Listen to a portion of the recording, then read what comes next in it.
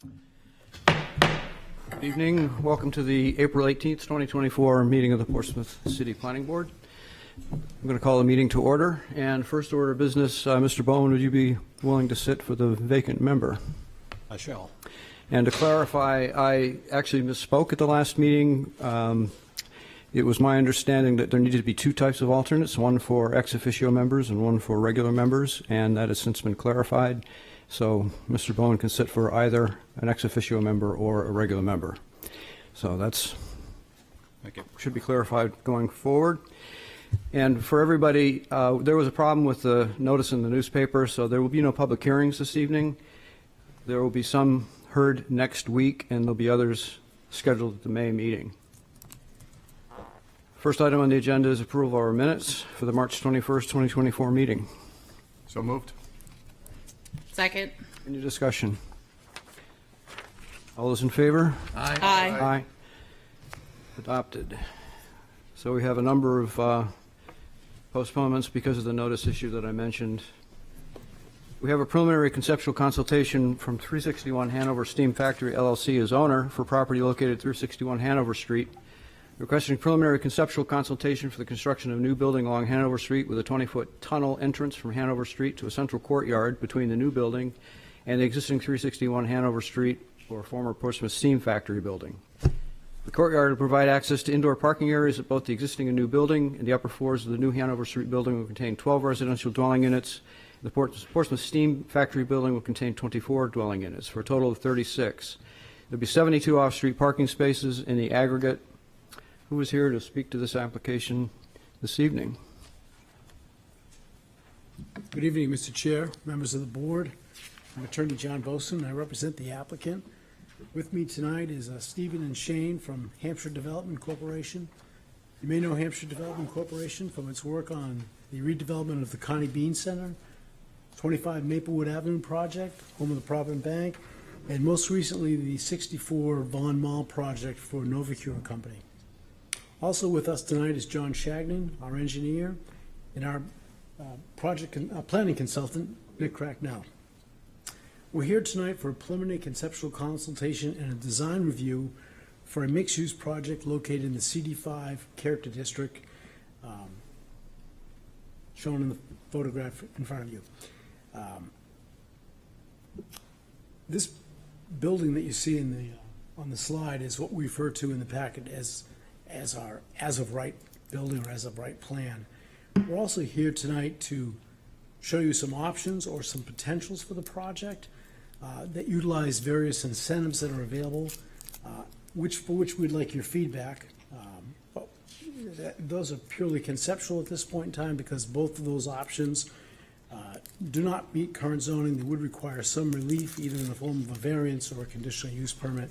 But there are something we'd like to have your feedback on.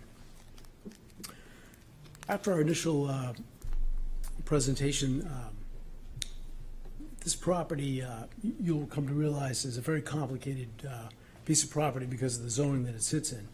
Not only because we're in the CD5 zone, but the property is fully contained within the Downtown Overlay District, and it's partially contained within the North End Incentive District. This creates both challenges and opportunities that would be remiss if we didn't share those with you. But we don't want to lose sight of our goal this evening. Our goal tonight is ultimately for design review and to move forward to a public hearing for our mixed-use project that we refer to as the as-of-right plan, which requires no zoning relief.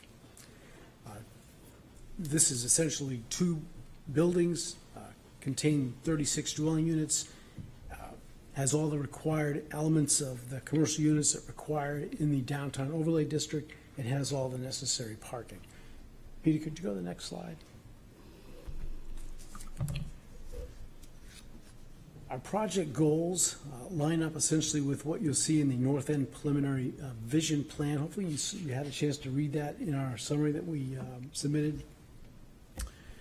But we reviewed not only that, but we reviewed the city's master plan and the purpose intent of the characters-based zoning in the development of this project. Our building design reflects the historic character of the Hill and Hanover neighborhood, as well as the design narrative of the North End Vision Plan. All in all, this has been a carefully thought-out project.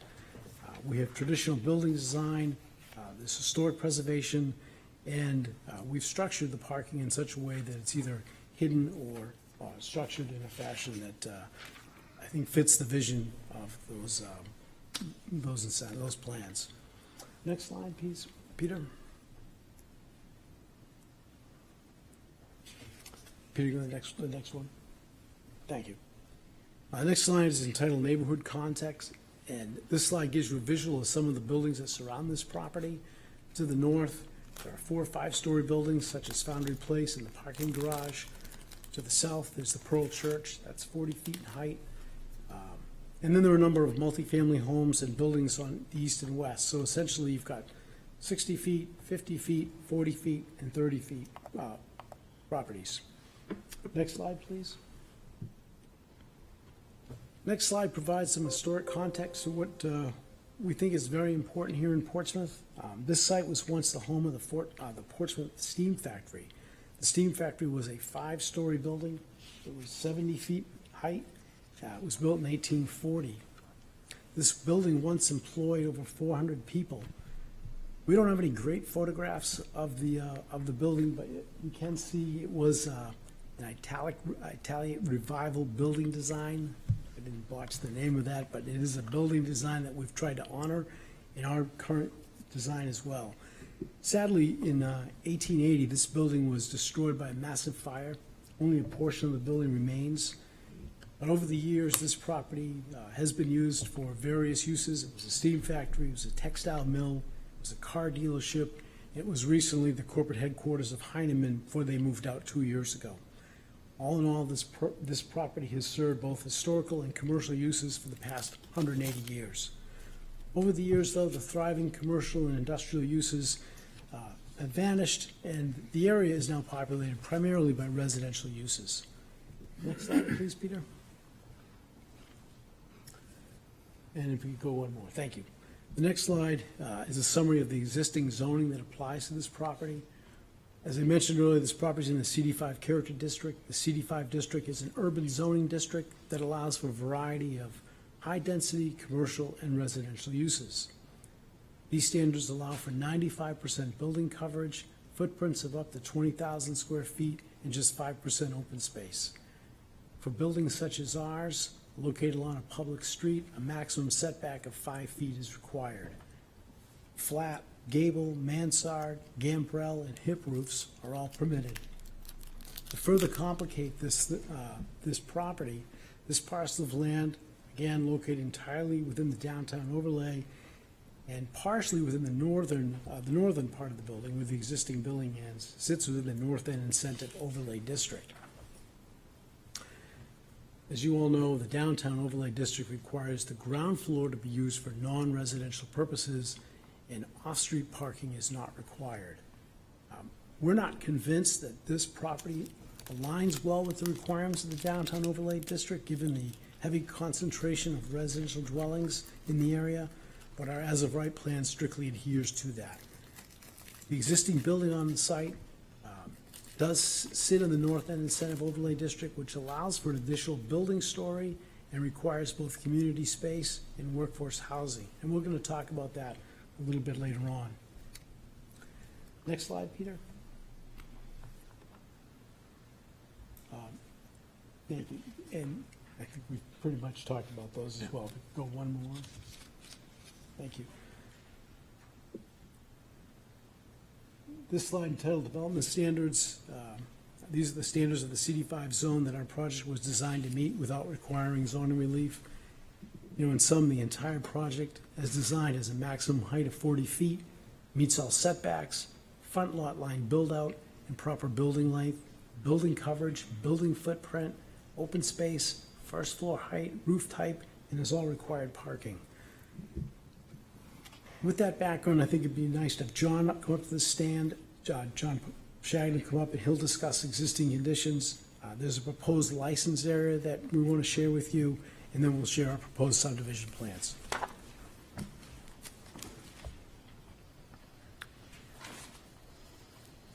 Thank you, John. Members of the planning board, John Shagnon from Haley Ward. This first slide is called existing conditions. I call it the existing conditions visual slide. So labeled there is A, and that's the Portsmouth Steam Factory building, which is better known currently as the Heinemann Building. There was that publishing company that had an office use there for many years. The B is the powerhouse part of the steam factory. Currently, that's the Last Chance Garage.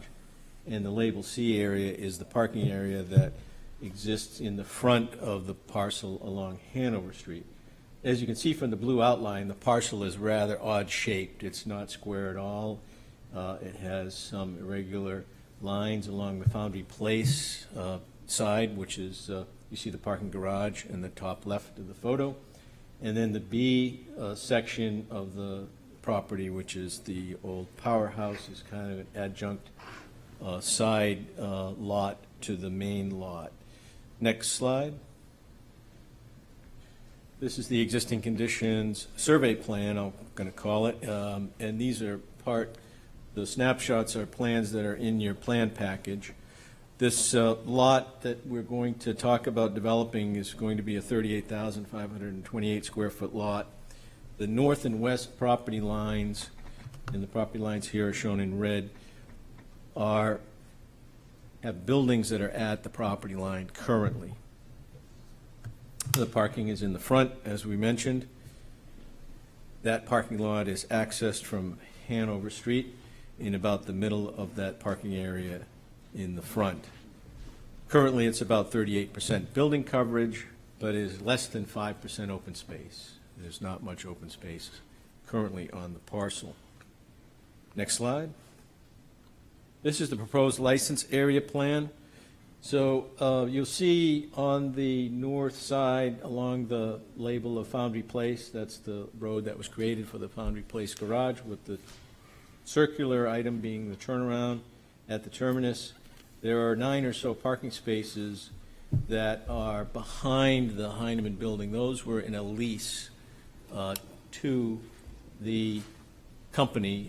They were accessed by driving up the right side of this plan or on Hill Street, crossing over and accessing the rear of the building. So the blue is city property. The white is the property that we're going to develop. Those spaces were in a lease area.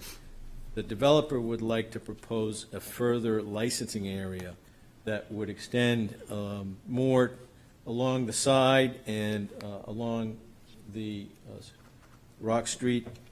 That area would be used as part of the green space, off-site green space for this. It would be licensed to the development and made available, it would be landscaped and made to look better than it is now. It's kind of all pavement. The outer edge, or the north and west edge of that, is a retaining wall. So it's grade separated from Foundry Place and Rock Street, and that retaining wall would be part of the license area, and the developer would be taking over the maintenance of that. So it would be a great benefit to the city. Next slide. Currently, the property has 2 separate buildings, as mentioned before, the steam factory and the powerhouse. So we're proposing to subdivide off the powerhouse. That would be, and is shown here as Lot 1, that would be a 4,717 square foot parcel. 8 parking spaces would be retained to be on that parcel. It would have 5% open space. And then the remainder would be the development lot. Next slide. So we're going to talk about the as-of-right plan. The proposed layout calls for an addition to Building A being the Heinemann Building, expanding that in the back along the Foundry Place side. Currently, there's an odd-shaped area of land, but that we filled in with the building, and then the building would be expanded vertically in height. Building B, which is the building along Hanover Street, would be an 11,037 square foot building. This plan shows extending sidewalks around and potentially through the site to provide better pedestrian access. Vehicular access is going to be provided to the subdivided Lot 1 on a 10-foot offset area. The building on Hanover Street would be set back from the adjacent easterly property line by 10 feet, which would allow access and egress to the Lot 1. And there needs to be, someone will pick up on this, but there needs to be some expanded area shown for that access on the easement plans. The site development would mostly be accessed from Hanover Street in an area where the first floor of the buildings has a gap to allow traffic to flow through. It will be flowing underneath the building that has stories above it, going out into the back area. This plan does bring the coverage, or the building coverage on site would be 75%. The back building would have an 18,080 square foot footprint. There would be the 5% open space, though, provided in this plan. Between the two buildings is a textured shared multimodal way. So there would be, as you can see there, varying textures of cobble and brick pavement. Then there would be some 4 parking spaces, but those would be bookended with landscaping and benches and other street furniture. Period lighting also. Next slide.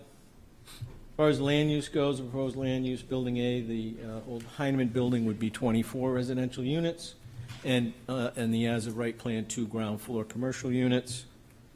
Building B would be 12 dwelling units with 2 to 4 ground floor commercial units. The first floor of the Heinemann building will be taken over, utilized for parking. That's after the 20-foot liner building is provided.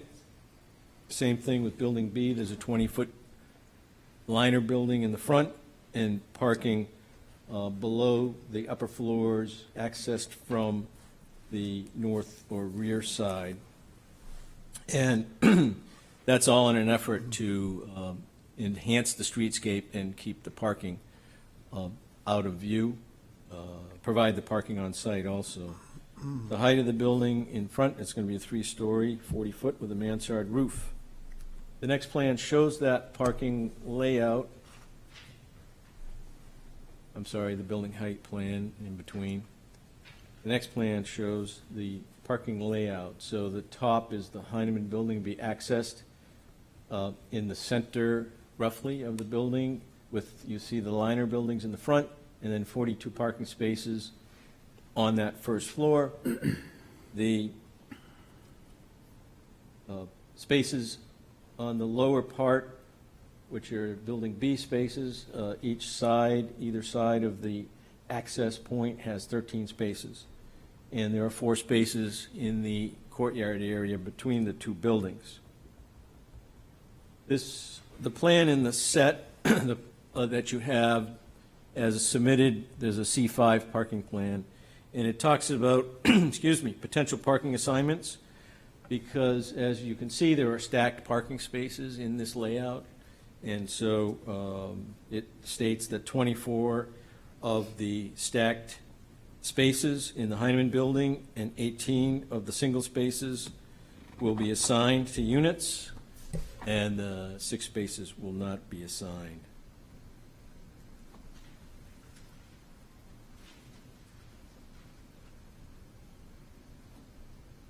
Next slide.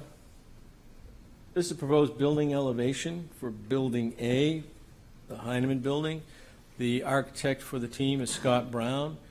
He could not be with us tonight to go through and explain better the architectural features, but as you can see, that front of the building in the back is preserved in its more factory look, and then the new addition in the back shows changes to conform mostly to the area architecture. Next slide. So this would be the building that is constructed along Hanover Street. In this version, on the top, you see the commercial storefronts that are introduced here because of the requirement in the downtown overlay district for first floor commercial. Also in the back, on the lower part, is the back side of that front building, and you can see the carve out for the parking spaces. The next slide is a cut-through cross-section that shows the building height, but also shows you the the liner building in the front and the parking behind it. At this point, I think if you go to the next slide, we're going to stop, and John Boson and I will answer any questions about the presentation so far, and look for feedback. Yeah, as I said earlier, our goal is to move this project forward to design review, and we'd like, ask to be on the May 16th meeting for design review. We also want to share with you the alternative plans, but I think it makes sense to stop here, take any questions you may have about this project, and then when you're done, we can ask, Nick's going to come up and share with you what we could do by utilizing some of the incentives. Questions to the applicant?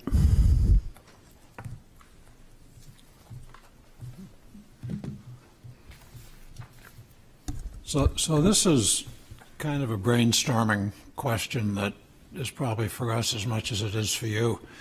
The city has a lot of objectives in housing, one of which is to help young people, couples, make their way onto the ladder of home ownership. Variety of ways of doing that. Manufactured homes, the city has a program for helping to fund first-time buyers. Another way is condos, and small condos in particular. City of Dover has a couple projects, not too different, that have a mix of rental and condo units. So kind of from a 50,000 feet, it would be great to have some home ownership in the north end in this area. Is your plan that this is a single large landlord arrangement, or would some of it be potentially available for condo individual purchase?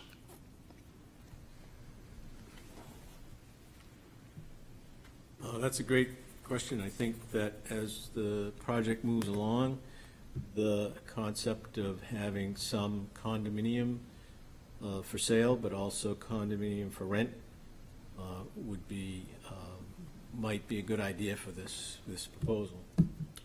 And the other thing you'll hear is that the existing building is the building that's in that north end incentive overlay. That overlay allows for an additional story, and it also requires community space and workforce housing. So if we utilize some of those incentives, there's going to be an opportunity for workforce housing as well. And Nick's going to get into that, and hopefully that'll help answer your question too.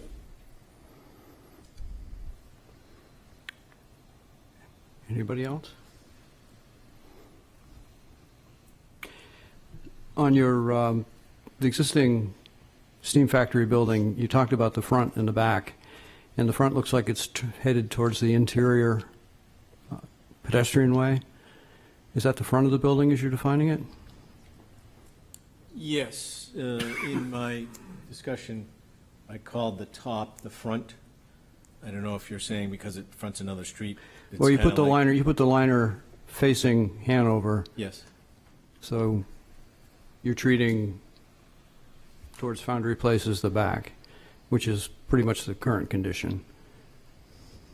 Did you consider, that grade is problematic back there, did you consider possibly doing more than a license with the city, and you're proposing an addition, because a building addition could obviously take up some of that grade and possibly even reach out to the street. Is that structurally possible with the existing steam factory building? Does that work?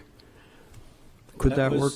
That is a great idea, and it has been a part of the discussions with the city. I think the short answer is that we reached out and talked to the city about purchasing, and the developer can speak to that in more detail. This is, and by the way, this is just exploration. This isn't, this isn't a mandate of Oh, any I sort. know, it's a discussion, and I'm Right. happy to hear all the comments for sure and consider things. So, at one point, recently, we approached the city to find a fair way to acquire that property. So we were looking at not whether it was smart to acquire it, as owned, and, or whether we could just control it, because it's effectively an eyesore right now. And it's difficult, if not impossible, for the city to maintain because they have no access to it. So when we approach the city, frankly, it doesn't have a high dollar value to the development. If we reach out to, let's say we did acquire it and then we dug out on Foundry Place, to provide a lower level, and I'm just going to be frank about this, and I hope you're not offended by the analysis, but what happens is it then lowers the overall elevation potential for the whole building by 10 feet. All right. So your average grade goes down 10 feet. So you'll see a lot of developments will work hard to raise that grade, and so it would be counterproductive, but still, we decided that, or with the help of City Council, we've tried to figure out what would be a fair way to value the property. So the property has no value to anyone except who owns this building. So I paid an appraiser to value the property, and he valued it at more than $500,000. And I was thinking more like a token payment of $25,000 and the liability of a 250-foot long, largely antique retaining wall. And so when we saw that, we were like, oh my gosh, where do you go from here? And I said, well, I'm not really interested in owning it because it doesn't have a value. It wouldn't add a nickel of value to the project. It would actually have a negative impact. But it's easy enough for me to put the onus for maintaining the retaining wall on the condominium association. It's a large enough property that they could absorb that. But, so that killed that. Now you have this appraisal, so anything the city did with me in a fee simple structure would seem like they were giving me a $500,000. So I couldn't even face that, so, or the social media blowback from that. So we went back to, well, why do you want the property? And really, we want the property to the rear. It's all broken hot top and very urban, and we just like to put a patch of green space and maintain it back there.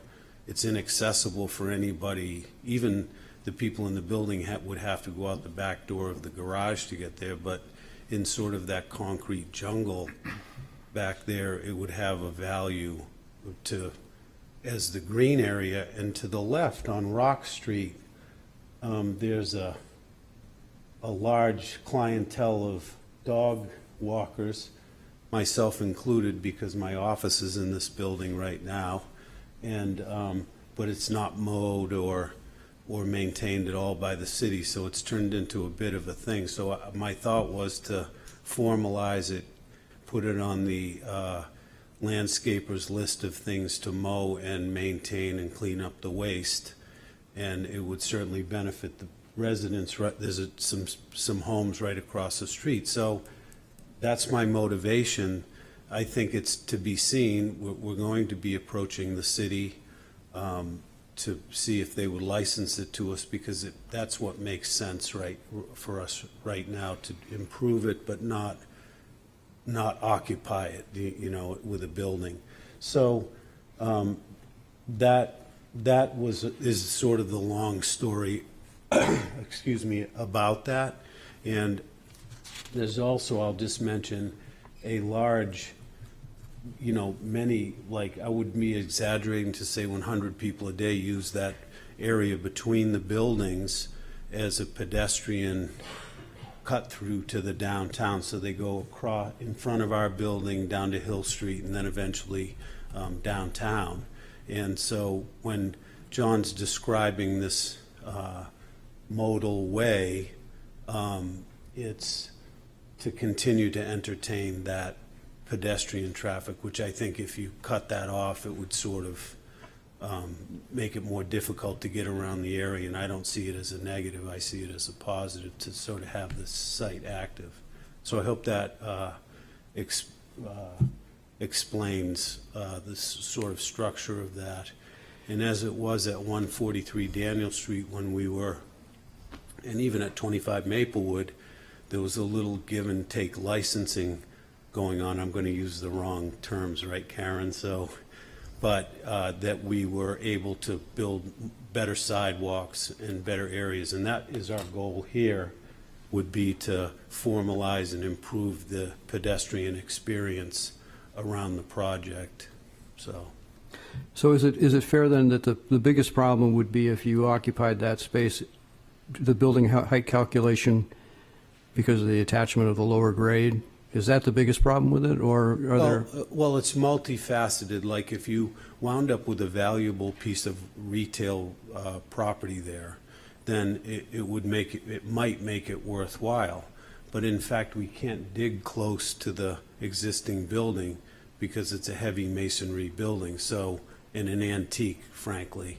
So as soon as you start disturbing the footings and foundations, so it would be a very narrow area that we could dig back maybe 20 feet before we started undermining the existing building. So there was some major structural and practical concerns as well. So I don't want you to just think it was the elevation, but when you stacked Okay, up the well, pros. now you're answering what was part of my original question. Okay, So sorry. basically, you can't dig near the existing old steam factory building, is that? No, and that's in the area of the old Rock Street garage, which was a bank building, you know, a bank barn, and, you know, it's all urban rubble. So it would also be opening somewhat of a can of worms. In other words, when you dug in, you'd lose your lateral stability. So it would be, I don't think it would be smart to even go there at all, so. And we dug some test pits to confirm that. The reason I raise this is that's just an eyesore, and so just exploring.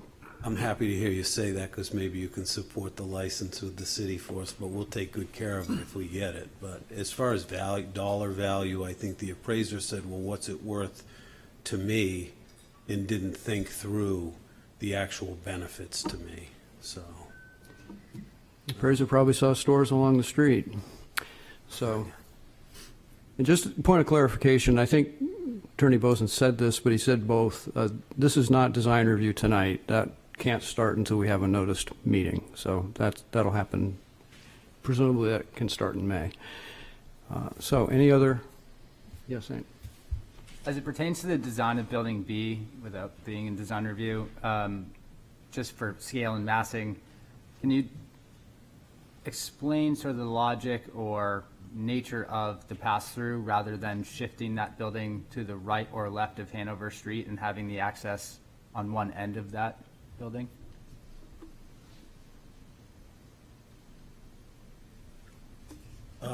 So originally we, you know, I like symmetry, I'll just say that out loud. So the front building, what you're looking at is a symmetrical driveway that goes through the building. And originally we looked at having two buildings out there with the driveway separating them. And I thought it was, you know, it adds some architectural continuity to continue the building and provide that drive-through. Now, if you went and lined that up with the entry to the existing historic building, then we'd have to be replacing where the actual entry is now, which we're widening.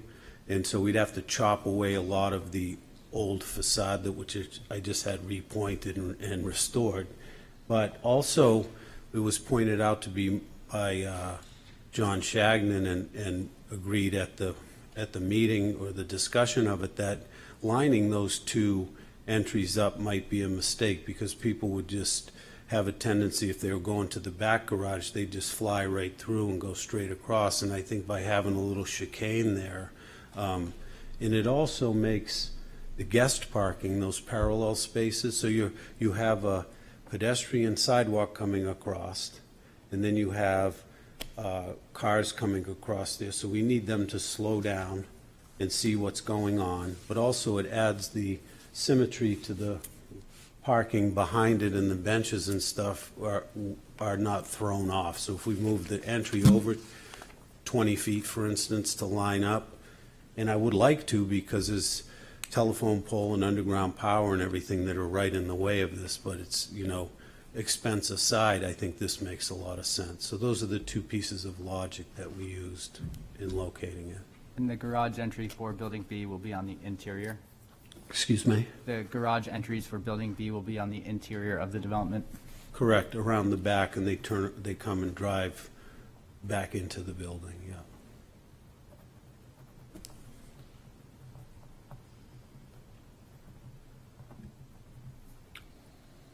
Thank you. Any other questions at this stage? We want to really go to the option 2. Nick's going to come up and talk about the options.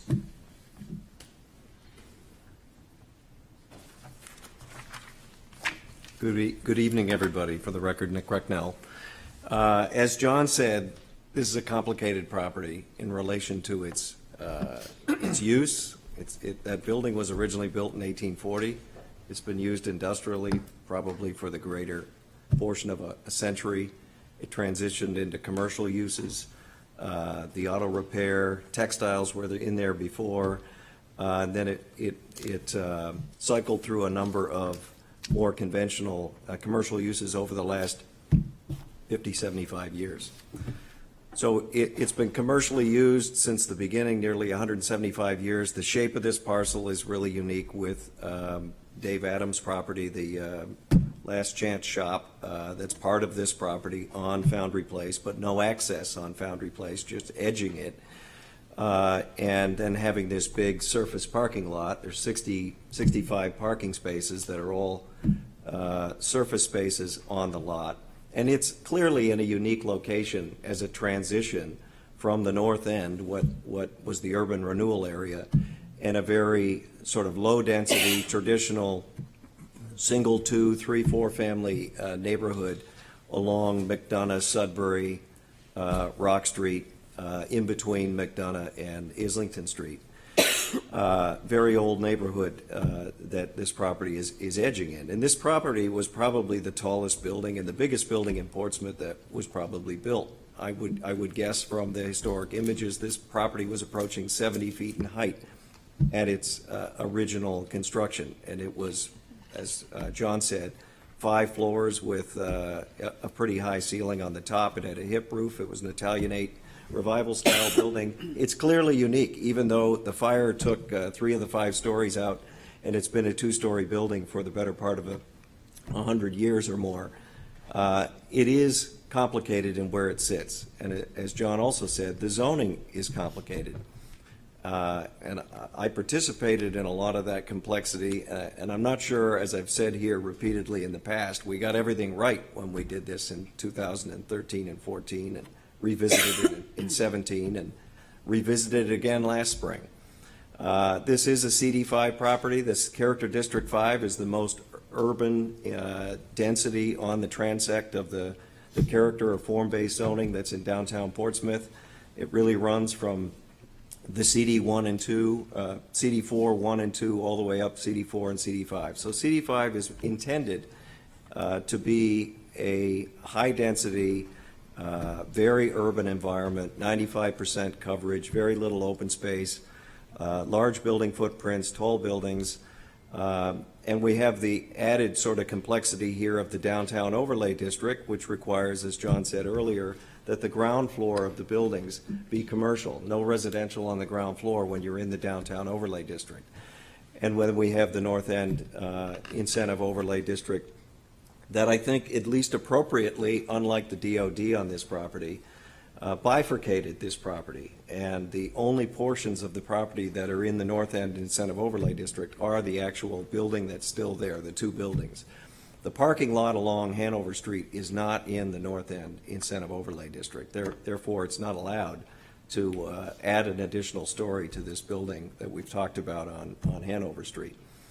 So it is complicated, and I think the reason we want to talk about a couple of alternatives here for, again, informal discussion, these are high-level ideas, is the combination of the complexity of the property and the zoning creates its own set of, I think, challenges and opportunities for the planning board and the community at large to address some fairly long-standing neighborhood concerns that have been articulated over the 10 years since this code's been in place, relating to traffic, parking, spillover parking.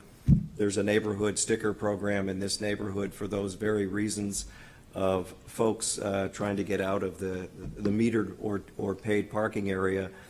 And clearly, what the code requires in ground floor commercial is more potential conflict with those parking spaces that are on the street, because the downtown overlay district does not require any on-site parking for a commercial use. So in this particular scheme, the design review plan, there's approximately 6,000 square feet of commercial space in those two buildings. That would normally require in many communities between 20 and 30 parking spaces if you didn't have the freebie for the downtown overlay district. So those cars exist, and communities require 20 to 30 spaces for that area because cars will patronize those commercial uses. So what I want to talk about in these two alternatives is primarily focusing in on the ground floor use of both of these buildings. I think the viability, which would probably be added to what Steve just went through on your question related to Foundry Place, went through the structural, the cost of the property, the return. There's also a real question of commercial viability at this end of the north end. The parking garage was intended, the Foundry Place, to have some ground floor commercial. It didn't work out, didn't happen for a variety of reasons, but it's sort of a dead zone after you enter that public parking garage.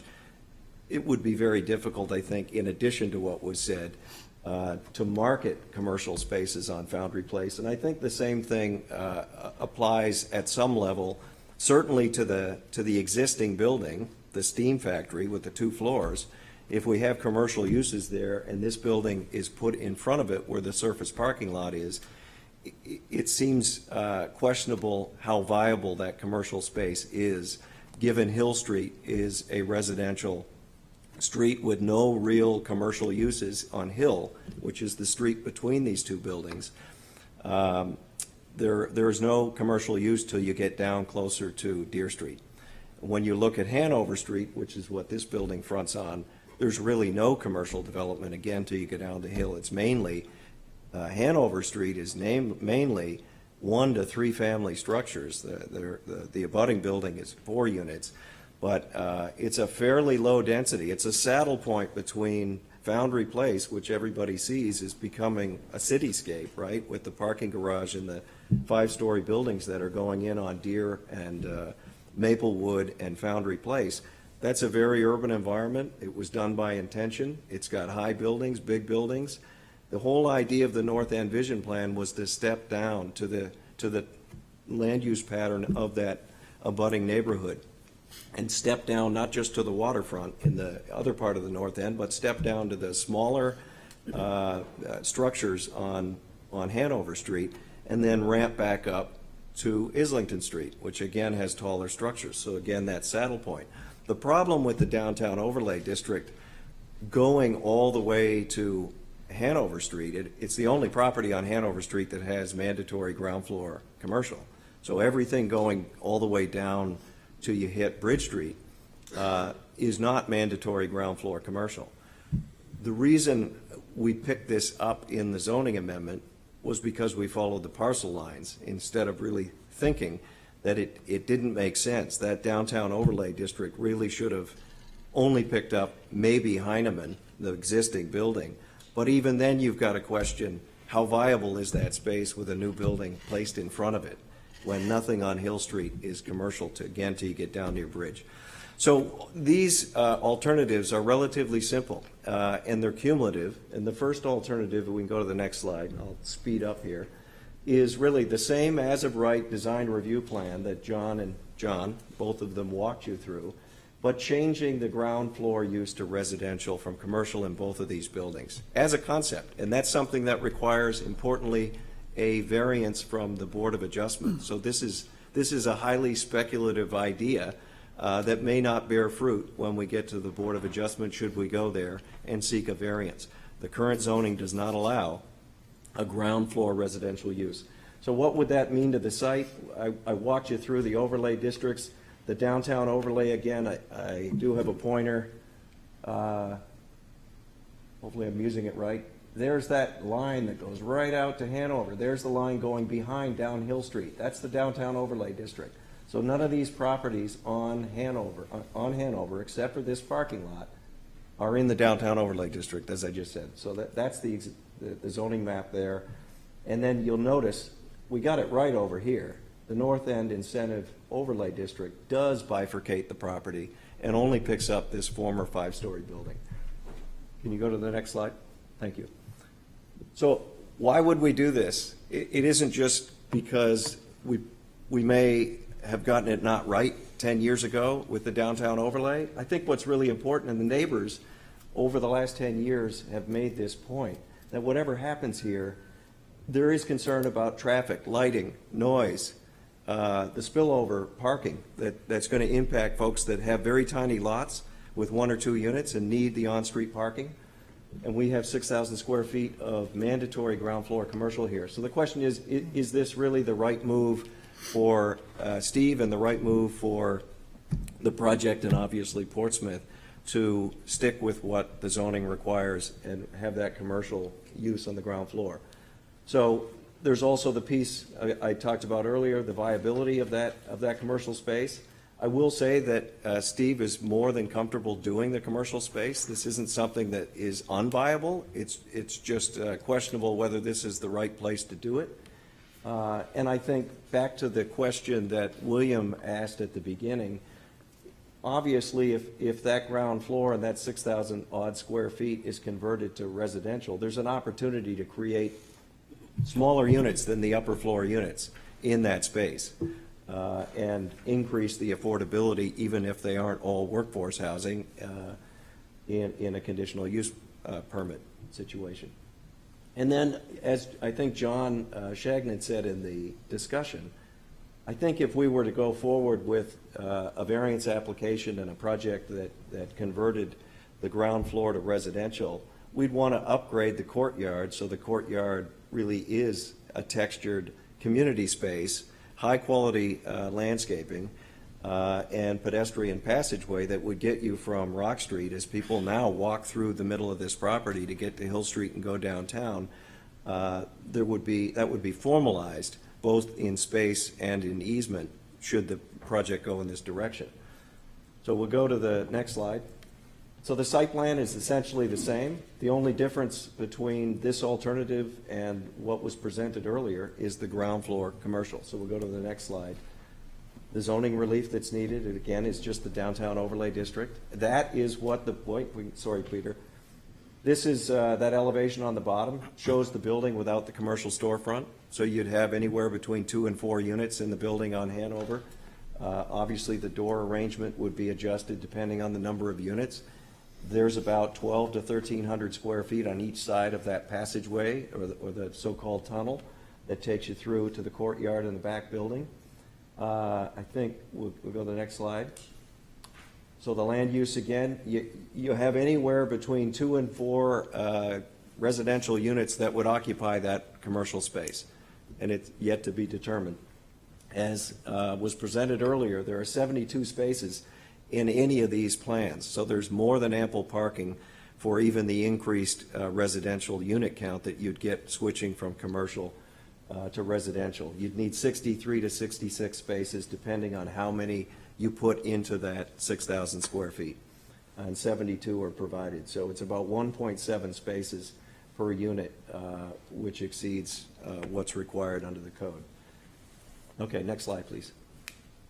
So that's a look at where that ground floor space would be. In this particular building, there's about 3,000 square feet. It's split about 60-40 on the initial floor plan inside there, but essentially it's left and right of the garage entrance going into the ground floor.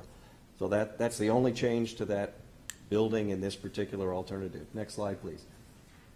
We basically covered this. That's the commercial storefront being replaced with the residential use. I've just shaded it there on the bottom. It wouldn't be a different color, just to give you a sense of everything else above that. It should be the same in either scenario. Next slide, please. This is the look at that shared multimodal way that could be considered as part of either the conditional use permit, or even if this alternative is done. You'll notice in those images, there's no extra story on the building. So this alternative is not a conditional use permit. It's not a taller building in the existing structure that's there. It's simply changing the ground floor from commercial to residential. We would still upgrade and provide that shared community space on the ground floor in this scenario. At least that's what we're contemplating. Next slide, please. So the only other alternative here that we've at least put out here for discussion is essentially the same plan that you just saw, with the extra story being added to the building in the North End Incentive Overlay District, which is, if we go to the next slide, the building that's out there today. This is the same slide showing that the Heinemann building, which is what a lot of people call it, which is the old steam factory, that's the only building that's in with Dave Adams' building, which we've already subdivided out of the project, as presented earlier. That's the building that would have the additional story, not the building on Hanover Street. So next slide, please. Again, so the two incentives we're talking about to the applicant is the conditional use permit allows you, when you're in that overlay district, to add a story or 10 feet, not more than one story, not more than 10 feet of additional height. The existing height, as was presented earlier, it's a green line around that entire property, which really has three fronts, Foundry Place, Hanover, and Rock Street, is 2 to 3 stories or 40 feet, and plus an attic. What you could do with the conditional use permit, if it's granted by this board, is add an additional story or 10 feet, so that would be 4 stories or 50 feet, and you could increase the size, if you needed to, of the footprint from 20,000 square feet up to 30,000 square feet. The existing building, I think, is proposed is about 18,000 square feet. So there's no need for a bigger footprint. It would simply be an added story. The benefits to the community that are, again, required under the ordinance are 10% of the site needs to be designated as community space, and either 10% of the housing units in the building that receives the benefit, which in this case would be the steam mill building, would be designated as workforce housing if they're rental, and at 60% AMI, the average median family income, they have to be 600 square feet or more, or you need 20% if they're ownership units, so they're sold, and they're allowed to be up to 100% of the AMI. That's the difference between the rental and the ownership. So if we go to the next slide, same goals. The only difference between the last alternative and this one is what's underlined at the bottom. If we were to pursue the conditional use permit for the added story, we are obligated to have the 10%, if we go the rental direction, of the units be designated as workforce housing. I didn't underline the community space because we already were considering providing that if we didn't do the conditional use permit in alternative one. But those are both requirements of the conditional use permit. Next slide, please. Almost done. Same site plan, just a taller building, so there's nothing to see visually on there. Next slide. Thank you. Same zoning relief in this case. So you see the ground floor storefront's been replaced again, same as alternative one. Next slide, please. The land use, obviously there are 6 to 8 more units in the project because of the added story in the back building. So the front building does not change, and the back building has 6 or 8 units. It's all about the floor plan and Steve ultimately deciding how many units. So these numbers are estimates based on the floor area that's out there. We haven't developed detailed floor plans yet.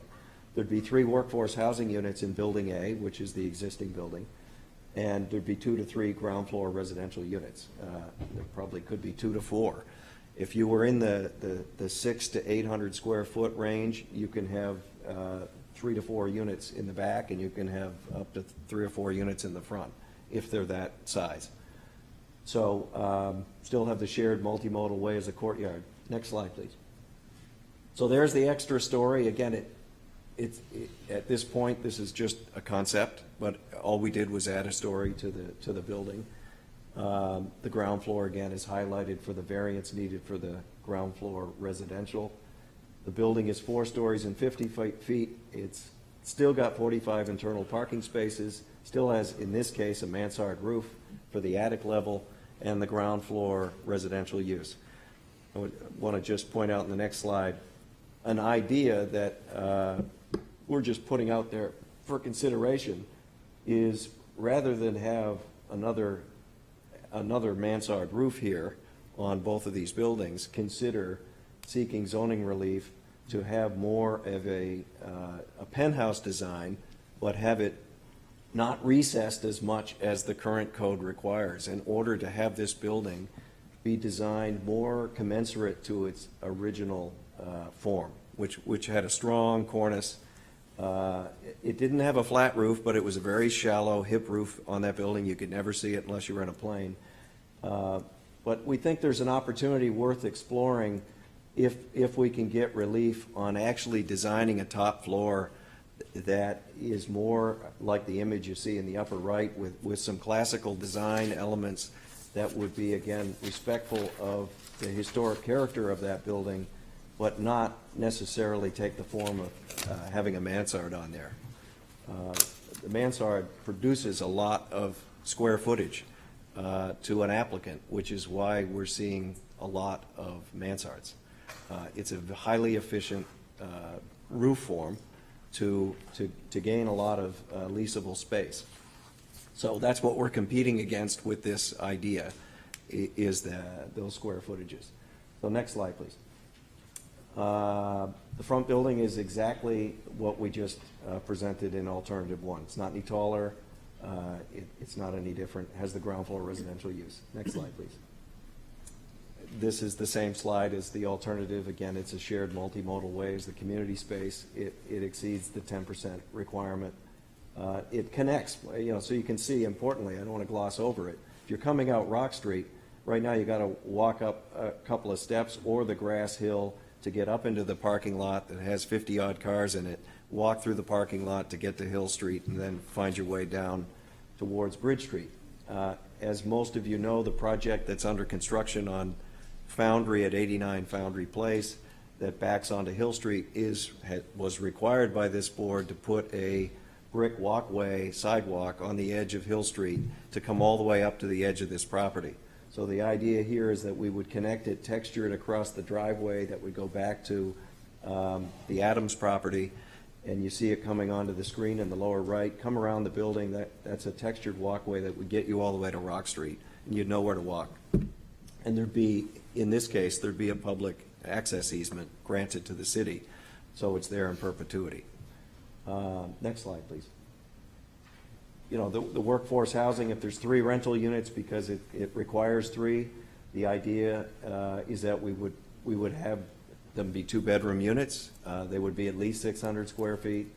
We'd meet the requirements of the ordinance. We haven't gone through in detail because this is speculative and it requires a variance. The only way this happens is if the variance is granted to have the ground floor residential use in the building. Otherwise, it's highly unlikely we're going to seek a conditional use permit for the project. So, next slide.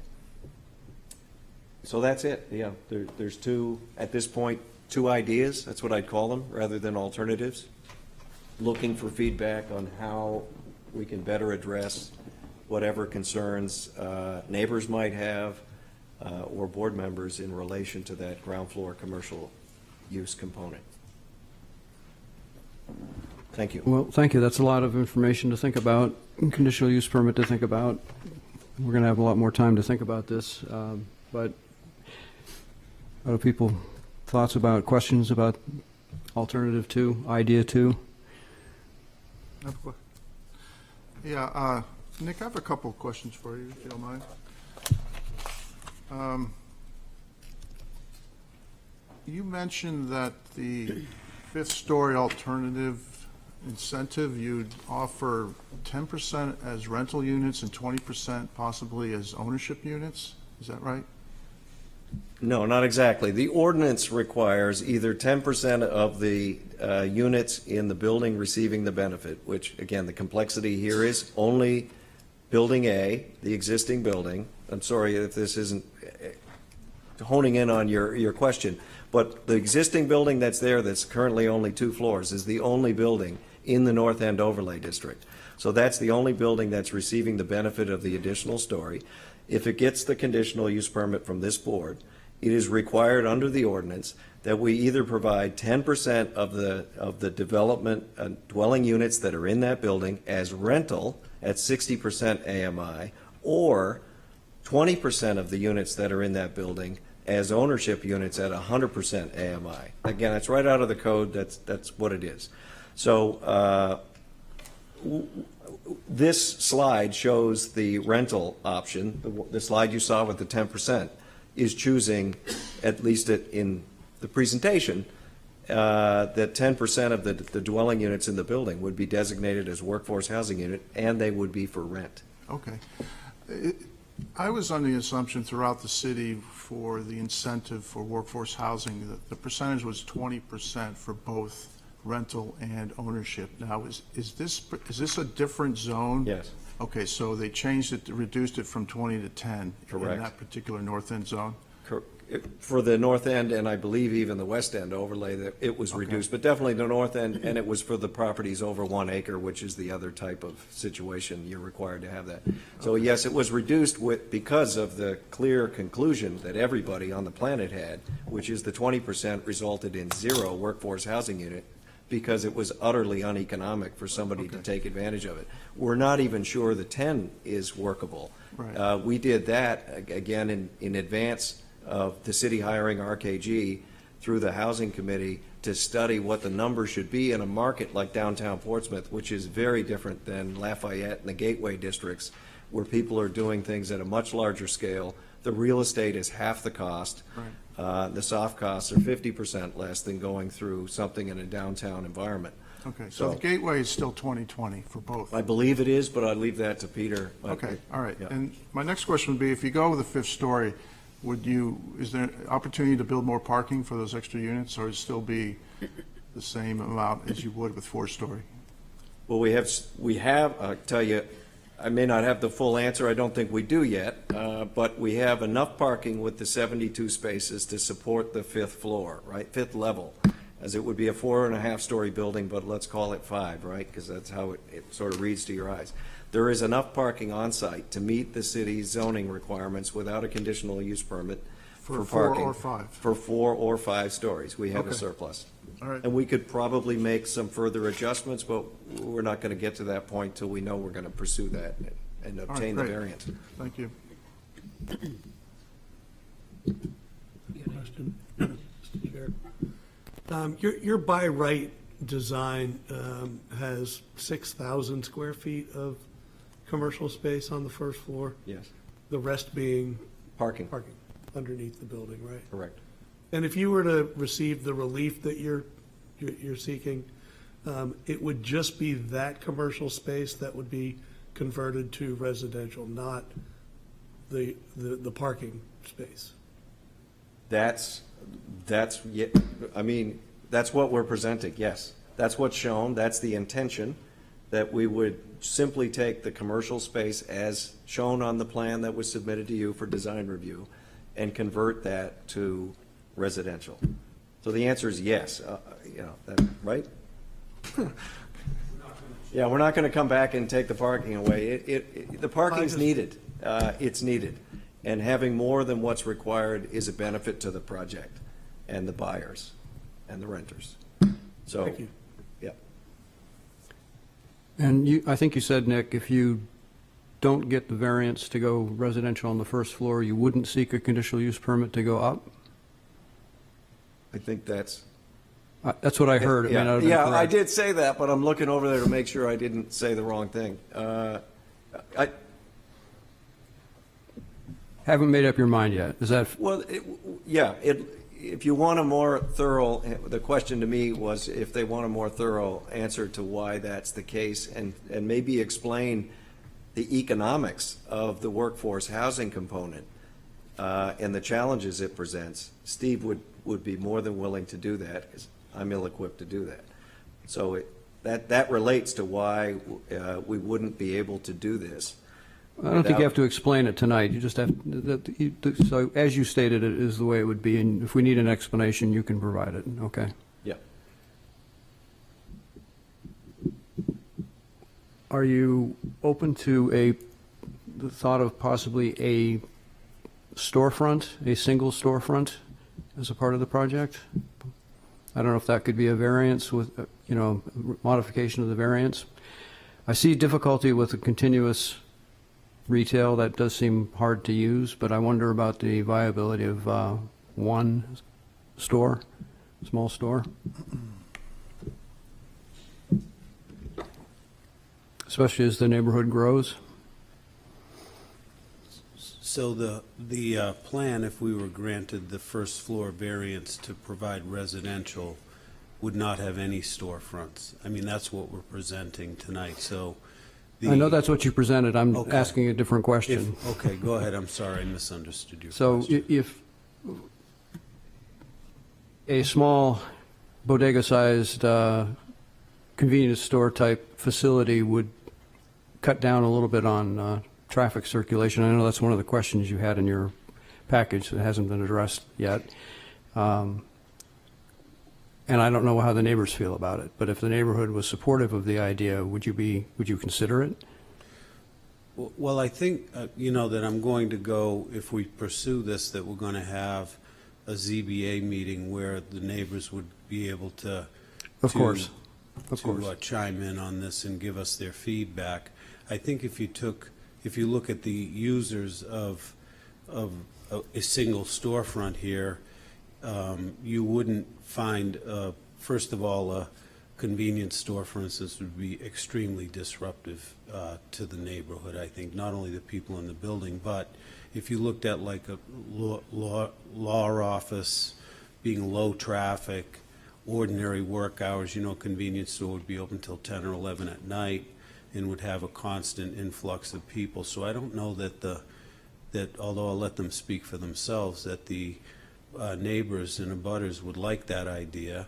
A little coffee shop does well in that area, but that would be taking business away from the two that already exist right out at the end of Pearl Street and to the right. And so I struggle when he talks about marketability. I struggle with first of all, why anybody would walk all the way up Hanover Street in the wrong direction from traffic or drive around in a big loop to go to a store or any kind of mercantile there. I think it would have to be someplace where you had an appointment or something like that. So I'm amenable to all those things because that's, I like to listen to what you have to say and what the neighbors want. I think that in my mind at least, and I might be blind, is that if I lived in the neighborhood, I wouldn't want to be competing with a business for the on-street parking, as Nick said, and the quietude of having first floor residential and the genteel nature of it would be much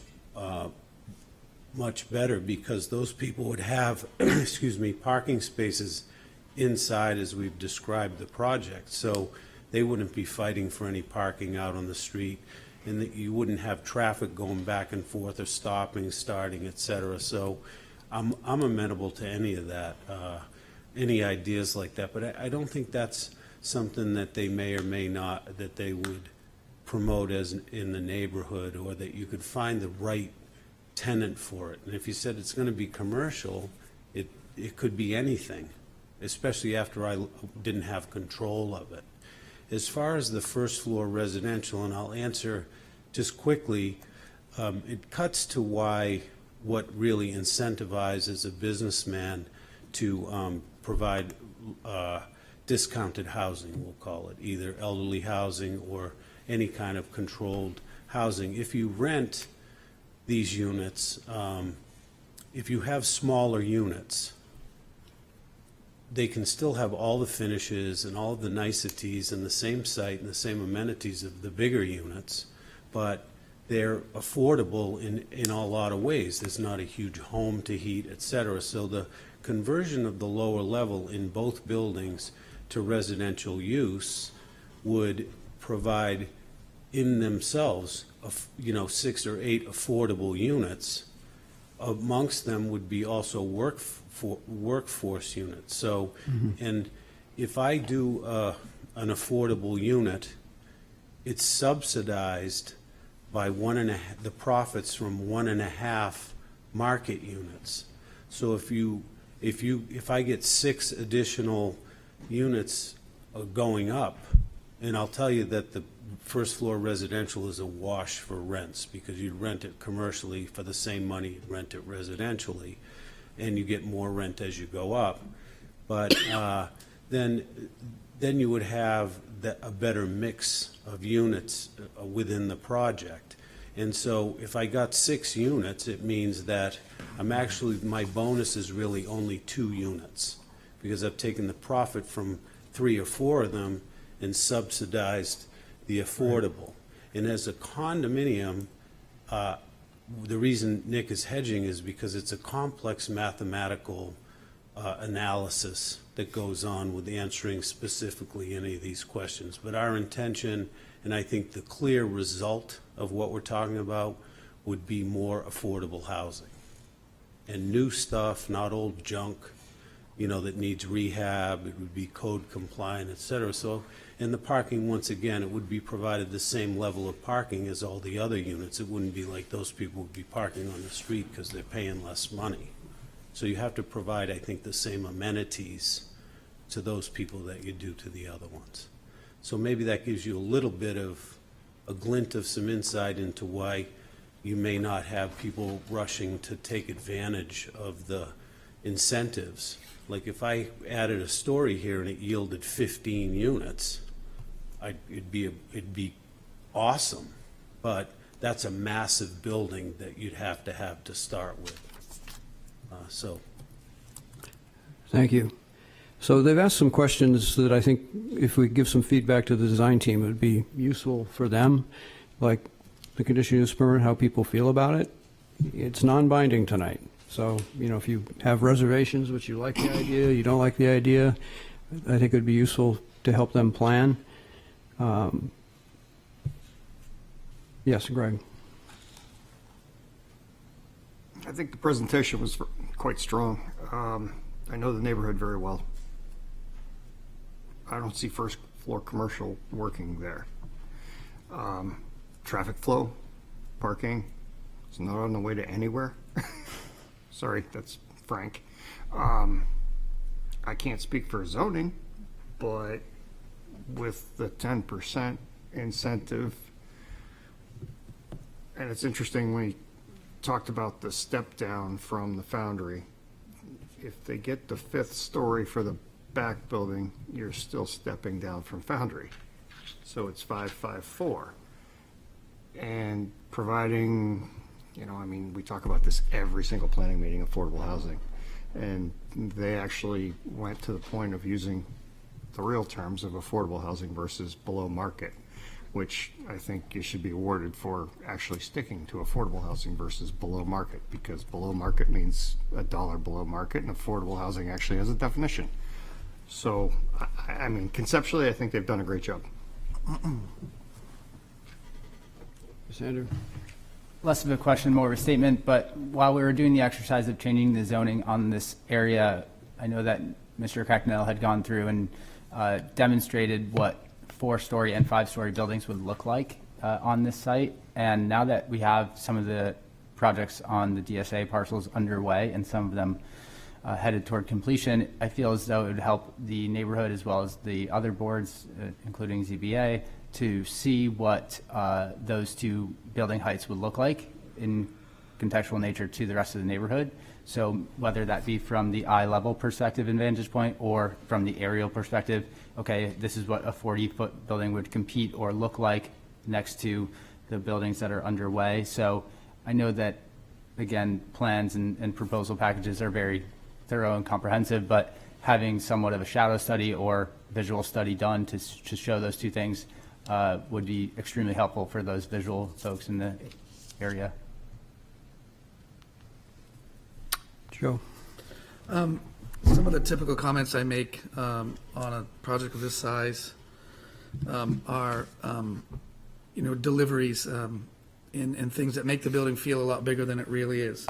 There's a potential for a high concentration of a lot of people living here all of a sudden, and what will make it feel a lot bigger is if it can accommodate all of the Amazon deliveries, all of the waste removal, and I just want to make sure that the team is considering all of that. And having been involved with the design of a few of these in the past, the delivery, the amount of deliveries from, parcels are requiring rooms now and, space being allocated specific to it. Also, I'm very curious, I really would love to hear from the neighborhood on this when we do. Not just the amount of people that could be here, but the amount of people that are coming into the neighborhood with the other developments that Andrew mentioned. I think that it could certainly accommodate a small amount of commercial on the first level in the form of, low impact things, not restaurants or bars or anything, but, coffee shops, barber shops, little convenience stores. There are just so many people moving to this immediate area that the people in the neighborhood alone could support them, I would imagine. But I'll reserve that final position until, we hear from the neighborhood. And then outside of the lane of planning board, I couldn't help but comment on architecture. I love the idea of I worked in the building as an architect for years at JSA in that building. The idea of that building language being very different to the front building and remembering it as its factory use, I think is a great direction to go with the architecture on the historic building. Those are just a few thoughts for now. Paul? Yeah, I think the first floor residential proposal is going to be one of the most interesting parts of this project.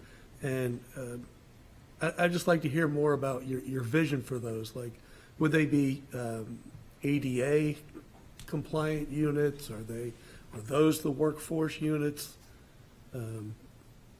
Let's like to know more about that, what that first floor residential looks like. And I did notice in one of the drawings, looked like the entries are out onto the street proposed for those units.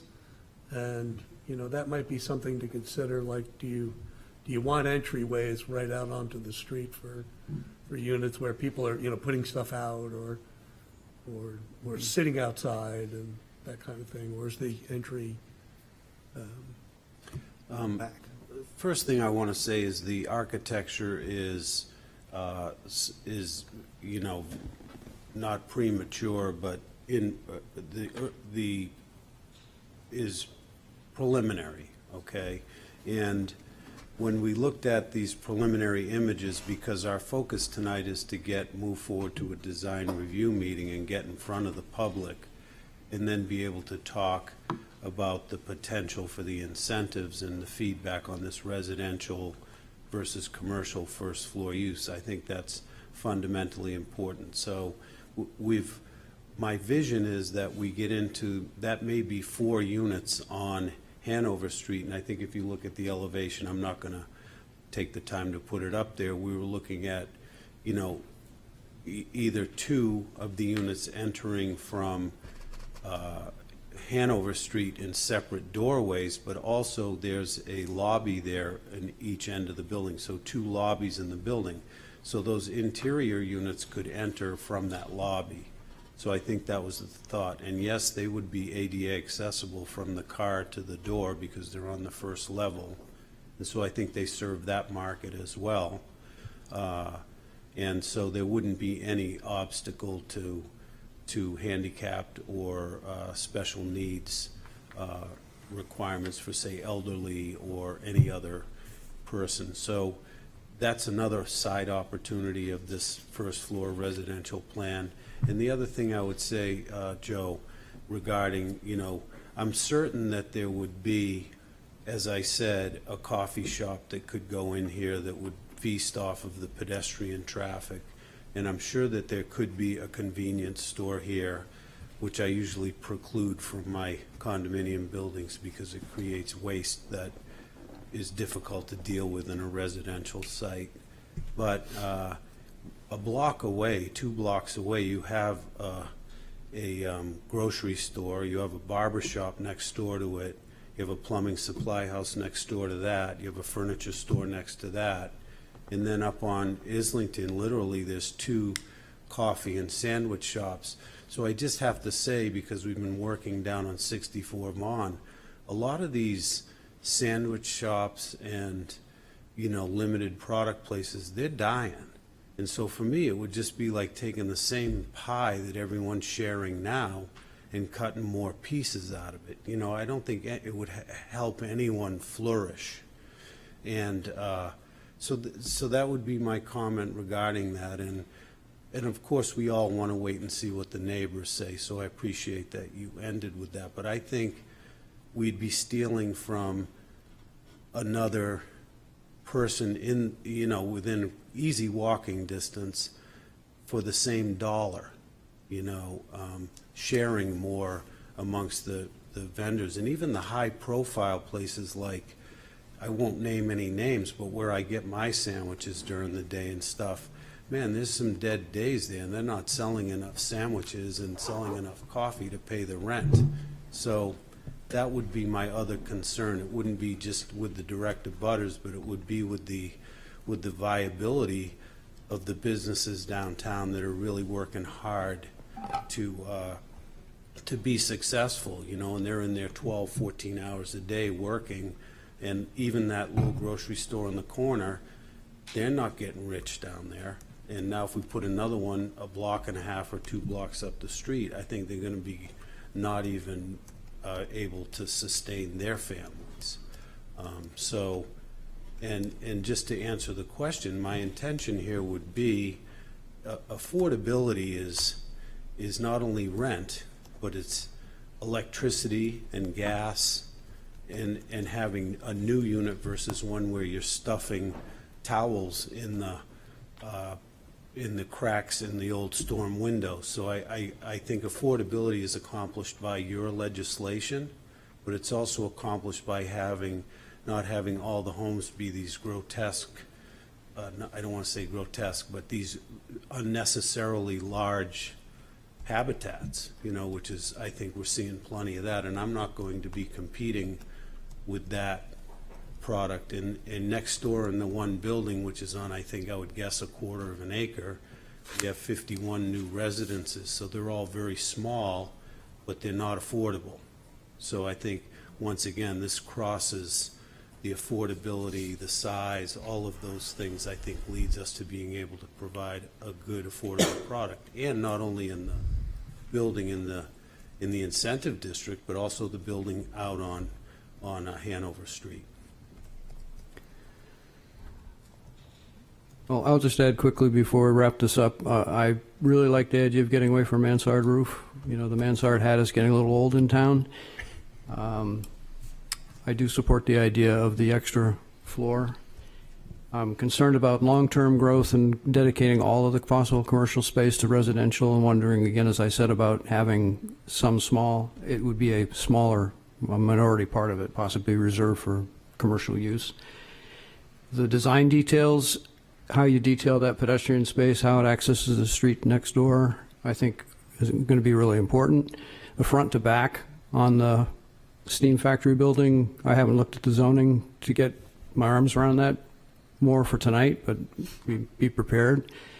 And I'm not yet fully convinced you can't do something more going towards Foundry Place. You are proposing to add on to the building, so I wonder if there's maybe a little bit more opportunity to help clean up that side. And that's all I have for tonight. Jim. Thank you, Mr. Chair. Having a conditional use permit for all residential on the first floor doesn't give me a lot of heartburn right off. Like Mr. Almeida, I'd like to hear from the abutters since they're the most affected. So that would really shape a lot of my thinking is hearing what the abutters have to say. But I'd also like to remind the applicant that it appears these units will be similar in the market range to the new building on Deer and Maplewood and 2 Russell Street. And each of those projects had, I believe, 2 parking spaces per unit. So I don't know if that, you're in the same market or not, but at least that's what I think their customers were looking for. Anybody else? Just very quickly. Yes. The property in the back that we talked about, required licenses and so forth, on the Foundry side, is there an opportunity, I see on your title blocks, you're in communications with Eversource, or they're on the title block, but is there an opportunity for transformers to feed this end of town to be placed there, or is it necessary, or without getting into how you're powering this, would that be a potential use that would benefit? You don't have to give us all the nuts and Yeah, bolts, just exactly. Keep it short, Steve? Okay, hard for me.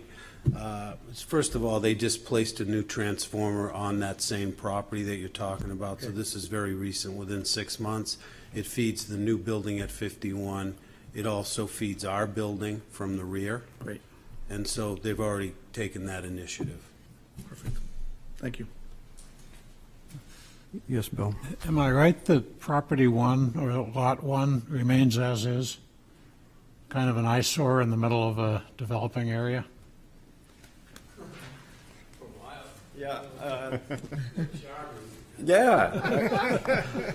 William, I'd encourage you to go crack the door of that building. It's a time capsule. It's magic when you look inside that building. Trust me. Everybody should go to that building and look Okay, inside. last chance. Yeah. What? Last chance, exactly. Exactly. Thank you But very, there's no plan to replace the building. thank you very much. And I think We're good. we're good for that. I hope you have some feedback to take back to the design table. So, Mr. Chair, Yes. can you move us along to the May 16th for design review? Yeah. You'll be on the agenda for May 16th. Okay, we just want to get that clarified. That would be, This isn't a meeting we can take a vote on that, but you'll be on the agenda thank you. May 16th. It's further down on our agenda. Can we make a motion to move that item up?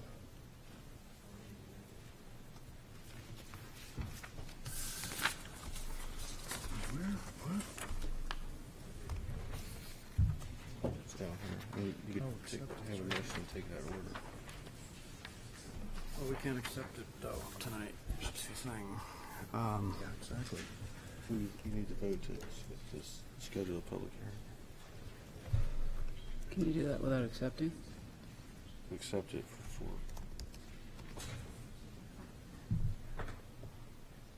I'm struck by the fact that we can't actually take a vote on this without it being a noticed meeting, but it is the consensus of the board that we'll be on for May 16th for considering design review. Is everybody good with that? I'm sorry, what does that mean? What will happen on that date? Means there'll be a noticed meeting where all of the abutters will receive verified mail, is what it's called now, it used to be called certified. People in the room who have licensed work they get a notice, it gets noticed in the paper, it's a public hearing, and at that time, we will decide whether design review commences. At that point, the zoning for the project is locked in. They have 12 months to actually submit, and it sounds like they're going to proceed much quicker than that, but that's what that would be. There'll be a TAC and such after that meeting before it comes back to us. Yes. Right.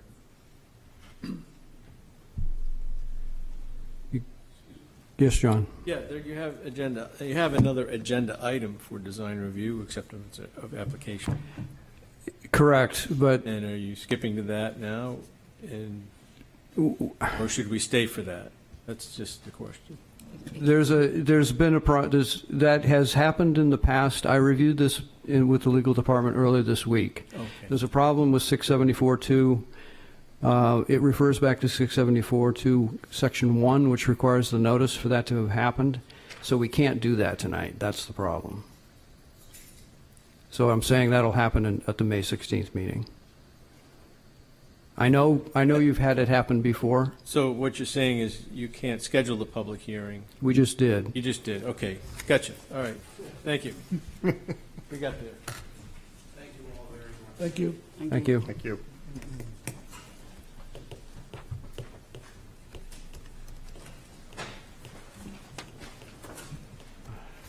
We on? 10:35. We have Portsmouth Housing Authority as applicant for property at 1035 Lafayette Road. Proposing to construct a 4-story, 44-unit multifamily residential building to the south of the existing church building. Haven will convert and renovate the first floor of the existing church into office space and will construct a 7-unit transitional housing building to the north of the office. The lower level of the existing church will be renovated for Little Blessings Child Care Center. Christ Episcopal Church will be relocated to the existing rectory building on the southern portion of the site. The project will include associated site improvements such as parking, pedestrian connections, access to public transportation, utilities, stormwater management, lighting, and landscaping. Who is here to present this application? Thank you, Mr. Chairman. Good evening. Patrick Hermans with Ty & Bond with civil engineers on the project.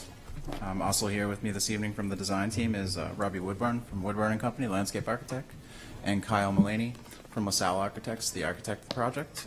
Craig Welch, director of Portsmouth Housing Authority, is also here. We're here this evening for conceptual consultation for a project at 1035 Lafayette Road. I can assure you that this presentation will not be as robust as the last conceptual. The project is located at 1035 Lafayette Road, which currently sits in the SRB district. Our understanding is that parcel is being contemplated for rezoning as part of the Gateway District, and therefore the concept that has been submitted to you folks has been done so contemplating Gateway zoning. Sitting on the site right now is the existing church in this location here.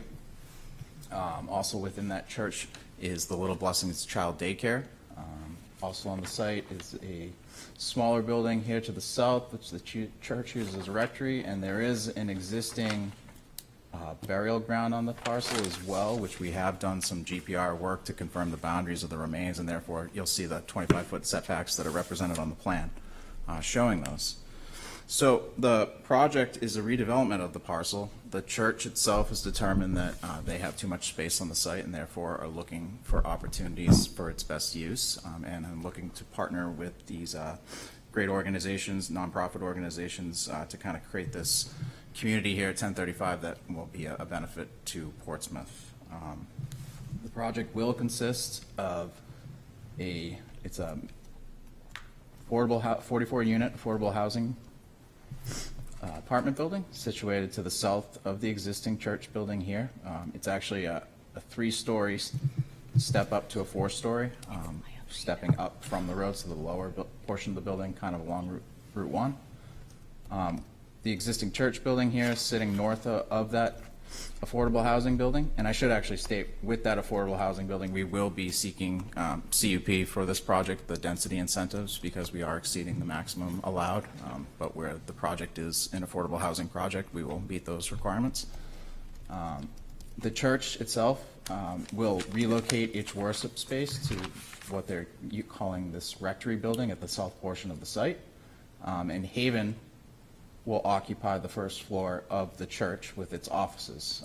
For those of you that aren't aware, Haven is also a nonprofit that provides resources to victims of sexual and domestic abuse. As part of that implementation of their office here, they're also going to construct an expansion off of the building, which will provide 7 transitional housing units to support their mission. Within the church, existing church building itself in the basement is that Little Blessings Child Care, with the church relocating to a smaller worship space that provides opportunity for the daycare to renovate and expand to provide additional opportunities for child care in the city of Portsmouth.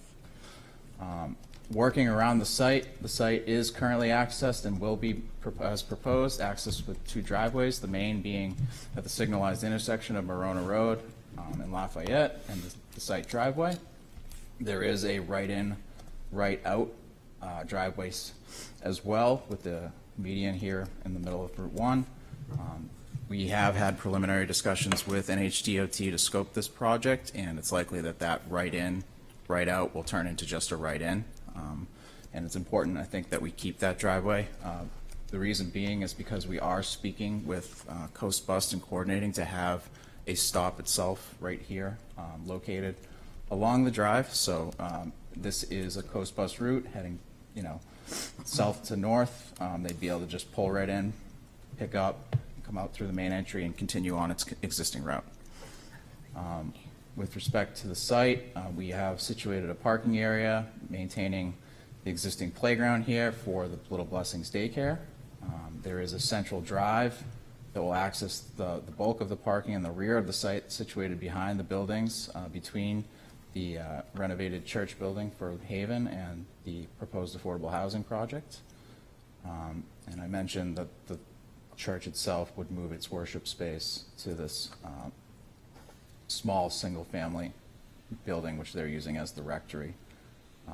With respect to parking, it's very preliminary, but we did include a conceptual parking analysis. We would be utilizing Portsmouth zoning at this time, the way it's contemplated, with obviously the Portsmouth requirements, but also the shared use parking provisions that reside within the ordinance. And because we are providing that public transportation stop, we would have an opportunity to reduce that parking requirement by 20%. So we still have to work through the details of those calculations, but we're feeling pretty comfortable that we're going to be able to achieve the parking on this site. And as such, you'll see the paved parking areas again in the front here, kind of where the Little Blessings Child Care sits, and in the back, which would support Haven and the affordable housing units. We also are showing parking along the south side of the lot. This is really early in conceptual now for this. This was actually just developed earlier this week, but we're contemplating this as kind of some additional overflow parking, gravel parking area. The details of that still really kind of need to be worked out, but we're open to feedback from you folks on that as well. With respect to stormwater management, we are looking at opportunities currently on the site. The site kind of sits at a high point, really where the church is, and flows in this direction. So generally speaking, it's likely that stormwater is going to be sitting in some of these corners of the site. Potentially there's already an existing outfall. In this location here, DES has implemented some new recent regulations that are pretty restrictive for design for release of properties that go to nitrogen impaired water bodies, which the Sagamore Creek is. So we are kind of working through those design aspects right now, but when we come back with fully designed plans, there'll be low impact design, stormwater management implemented to the design as well. We've met with the DPW folks to get an early indication on utilities, so we have a good handle on that. And with that, I open it up to the board. It's questions and comments. Questions of the applicant? Yes. Bear with me on this, but is there a consideration to push apartment building section 2, so the longer of the two portions, to the south towards the cemetery while still respecting the 25-foot setback, and then put parking in between the throughway and the building? We've looked at that, but we felt that, positioning, and Kyle, if you want to come up and speak to this better, positioning the three-story here along this street would create, a better open space, green space amenity for this building, kind of south-facing, open to sunlight, and be more respectful to the burial ground itself. I would definitely agree with that point. The only reason I brought it up is just to pull parking out of the buffer. Yep. This buffer here? The rear buffer in lot 4. Right here?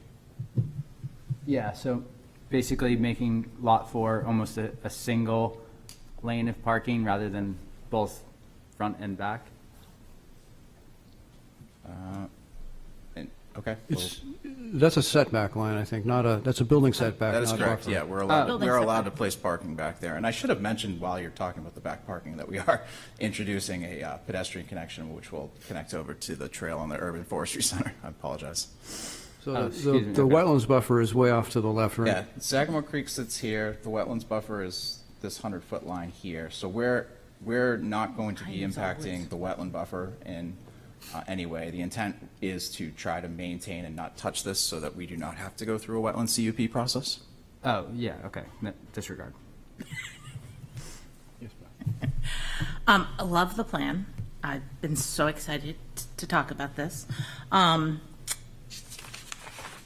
Where you, there's a lot of height gradation going on between the lower driveway and then the upper driveway. Is there going to be enough room for a bus to turn in there and get to your bus stop? We'll probably It have. just looks a little tight. Yeah, that's all.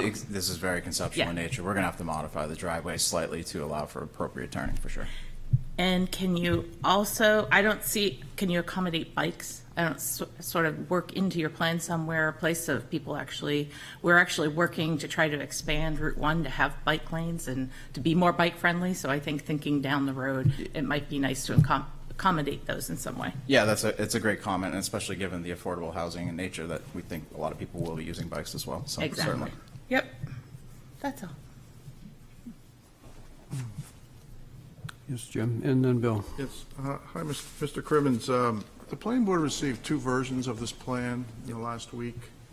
One on Friday and one yesterday. Could you briefly explain the difference between the two and maybe why? you I got two guess what versions? I can explain is we should just disregard the first one because this is the one that we're intending to proceed with.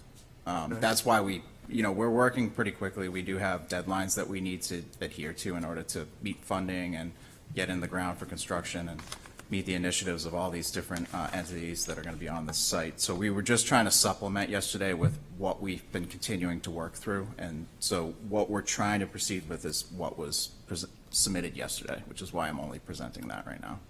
Okay.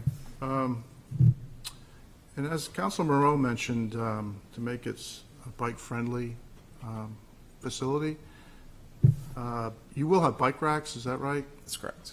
Because I was looking in your parking calcs, and I didn't see any reduction that our ordinance allows for bike racks. You're allowed up to 5% less parking if you have bike racks, so. Yep, again, very conceptual nature, but we definitely will be incorporating bike storage into the facility. Okay, great, and that leads in my next question.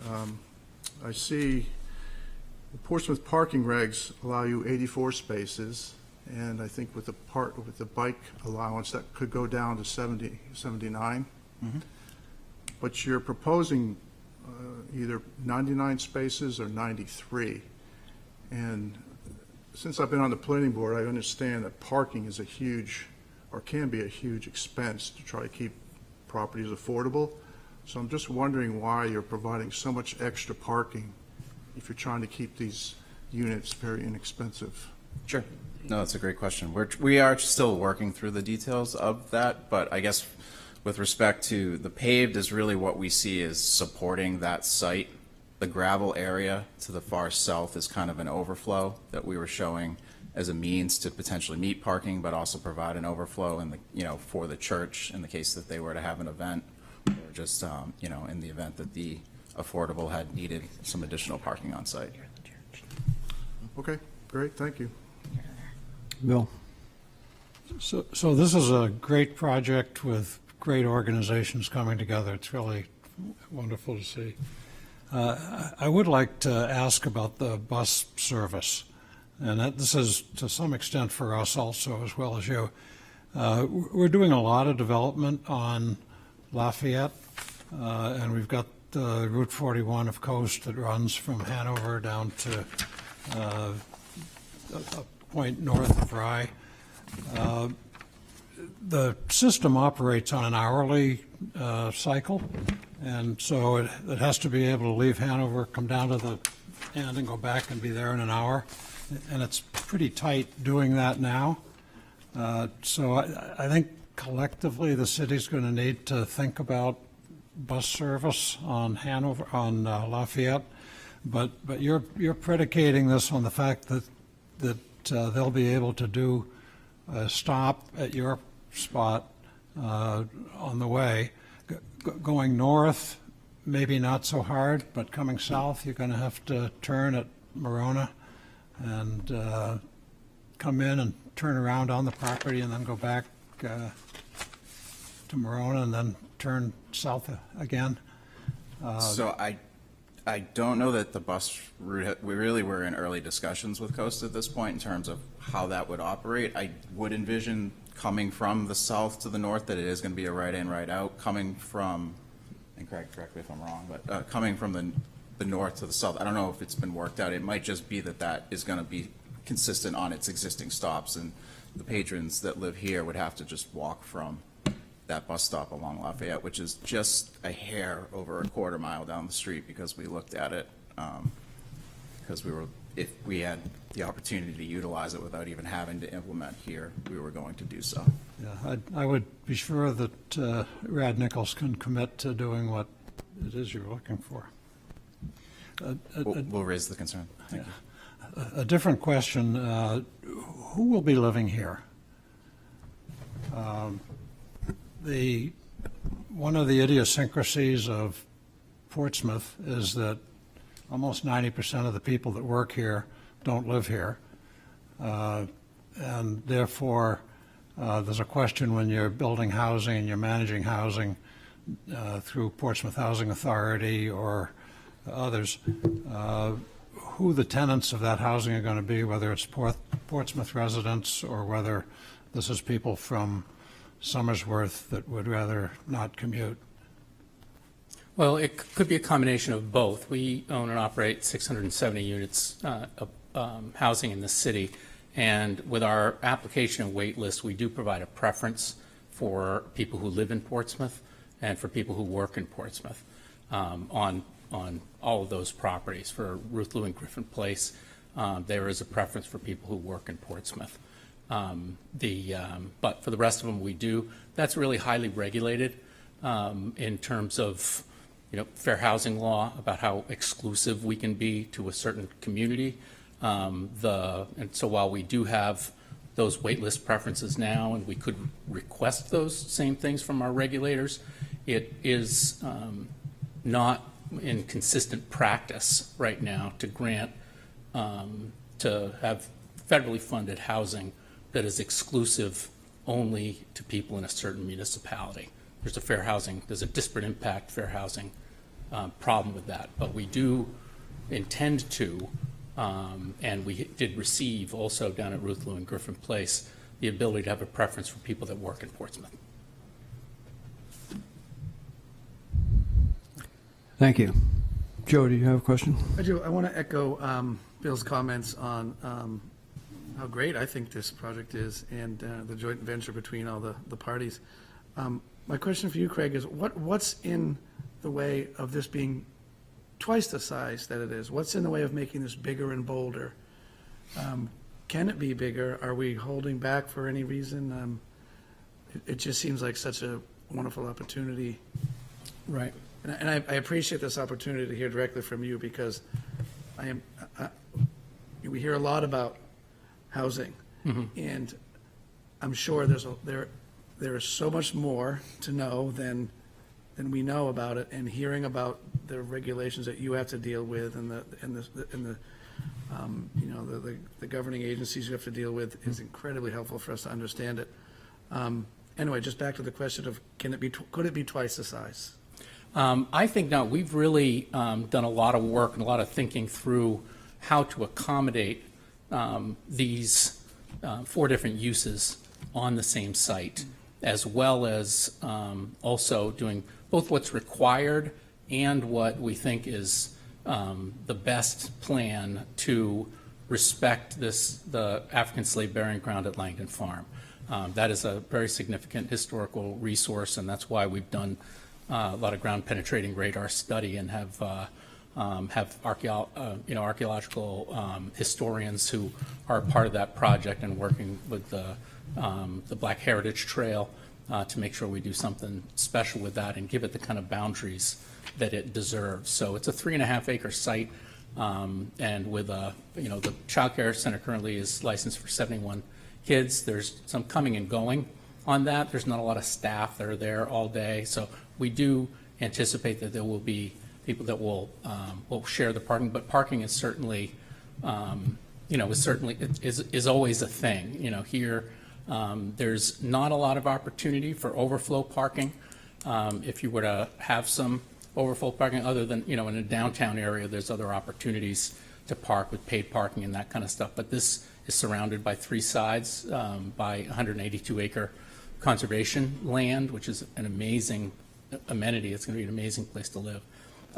But we do feel like there's both what's required by parking, we don't want to overdo it, but also what is practical for the site. But yeah, it would be nice, with the tax credit financing, a good-sized project is between 40 and 50 units for what we do, or do things in phases that would give us 80 units or 100 units at a time, depending on how the tax credits work. So we think it's a nice scale project to be able to do what Haven wants to do for a new headquarters as well, and accommodate a 71, license for 71 childcare spots and a contemplative space or some community space that'll be used for the church and others. Yeah, it's just all of the needs are great service to the community. They're all desperately needed services. So again, just wonderful joint venture here. Yeah, and our thanks to the Episcopal Diocese of New Hampshire. They're really forward-thinking, and we're really excited about it. Bill, you had another question? A lot of what you do is based on low-income housing tax credits, of which the state has about 1,000 units a year. Is this project anticipated to use those credits? Yes. Really, all the affordable housing being built in the United States today is using this federal low-income housing tax credit program.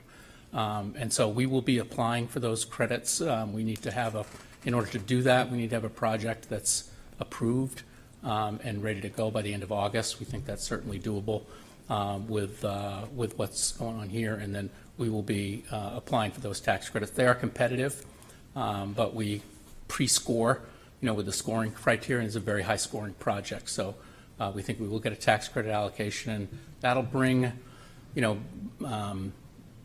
between $7.5 and $8.5 million in equity into the project, and that's why we can build something and keep that affordable. So that's great news for Portsmouth, because to be able to get, $8 or $9 million in equity that's invested into our housing infrastructure here with these tax credits is really a home run. So what timeline do we, as a collective, have to follow in order to make that happen? So we've got it all mapped out between, the zoning has obviously already been acted on, and so this will be in a G2 zone, I think? That's what it's being, G2. So that's taken care of. It obviously didn't make sense for it to be a single-family zone here anyway. And then, we've got the cadence of this should accommodate the planning board meetings and the TAC meetings. We've, like Patrick said, we've already had informal meetings with Public Works and the fire department to make sure that this site is going to fit within what they do and any kind of technical constraints.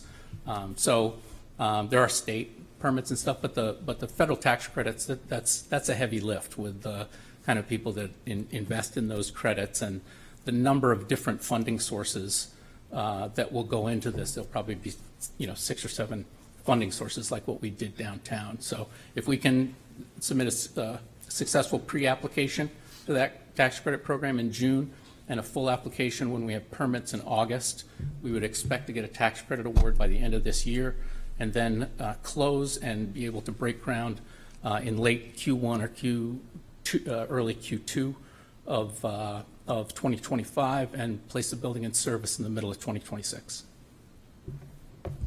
Well, you've got a great team and details to work out. I love the way you flipped the building, so carry on. Very good. All right. Thank you. Thank you. Thank you. Thank you.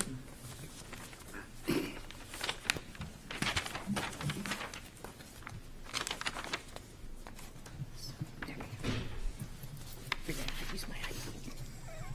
4 years in. Seriously. So bad.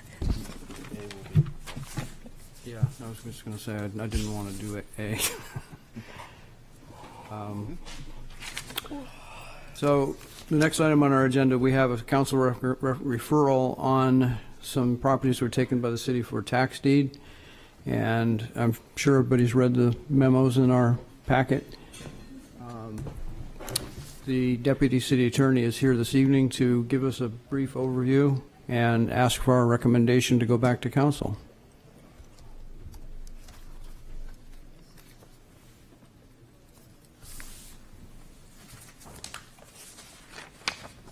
Thank you, Mr. Chairman, members of the Planning Board, Deputy City Attorney Trevor McCourt.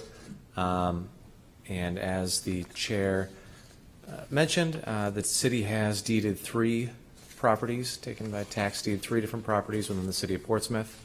But before I get into any of the substance or anything like that, I do want to make one just slight correction on my memorandum. At the very end of the last page there, I had a citation to ordinance section 10.152 regarding referrals from the planning board to the city council. The correct citation there is section 11.601. My apologies for the incorrect citation. I had cited a section regarding ordinance referrals instead of property referrals. In any event, the city has deeded 3 properties through the tax deeding process. This is a very unusual thing here in the city of Portsmouth. I don't believe it has been done by the city within living memory. Nevertheless, 508 Richards Avenue, 150 Bartlett Street, and 323 Islington Street, each of which were owned by different partnership entities prior to tax deeding, have all been deeded to the city. And I now seek planning board and ultimately city council opinion on how to dispose of these 3 properties. The most important thing to keep in mind when we're talking about the tax deeding process is, especially here in Portsmouth, is that there is a significant amount of equity in each of the properties, and that equity constitutionally must be returned to the prior owners. The city is entitled by statute to recoup the unpaid tax amount, any costs that we reasonably incur in maintaining the properties, a statutory penalty of 10% of the assessed value, and interest. But anything above that must be returned to, that value has to be returned to the prior owners. And I do lay out several different options for how to accomplish that goal here in my memorandum.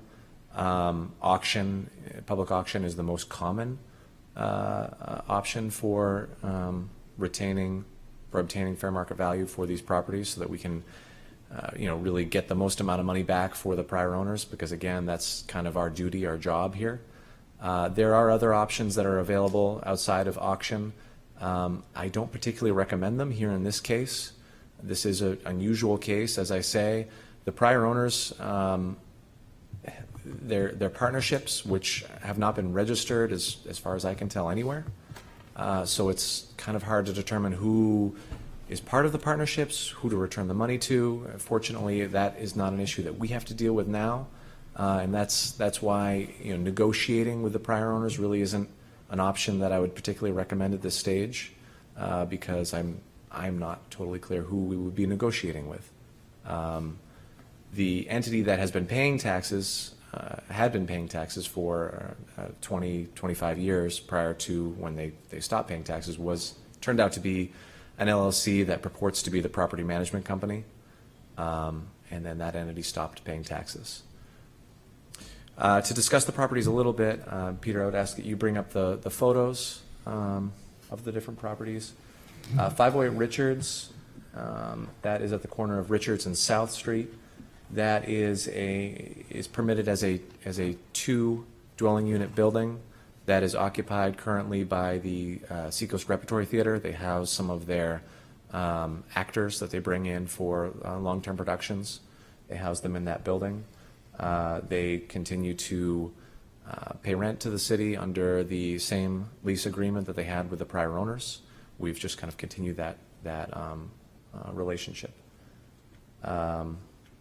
If you go on to the next property, 323 Islington Street, that was last occupied by 2 separate commercial businesses, but I understand it could be used for residential or commercial under the zoning in that area. That property does need some more significant renovations.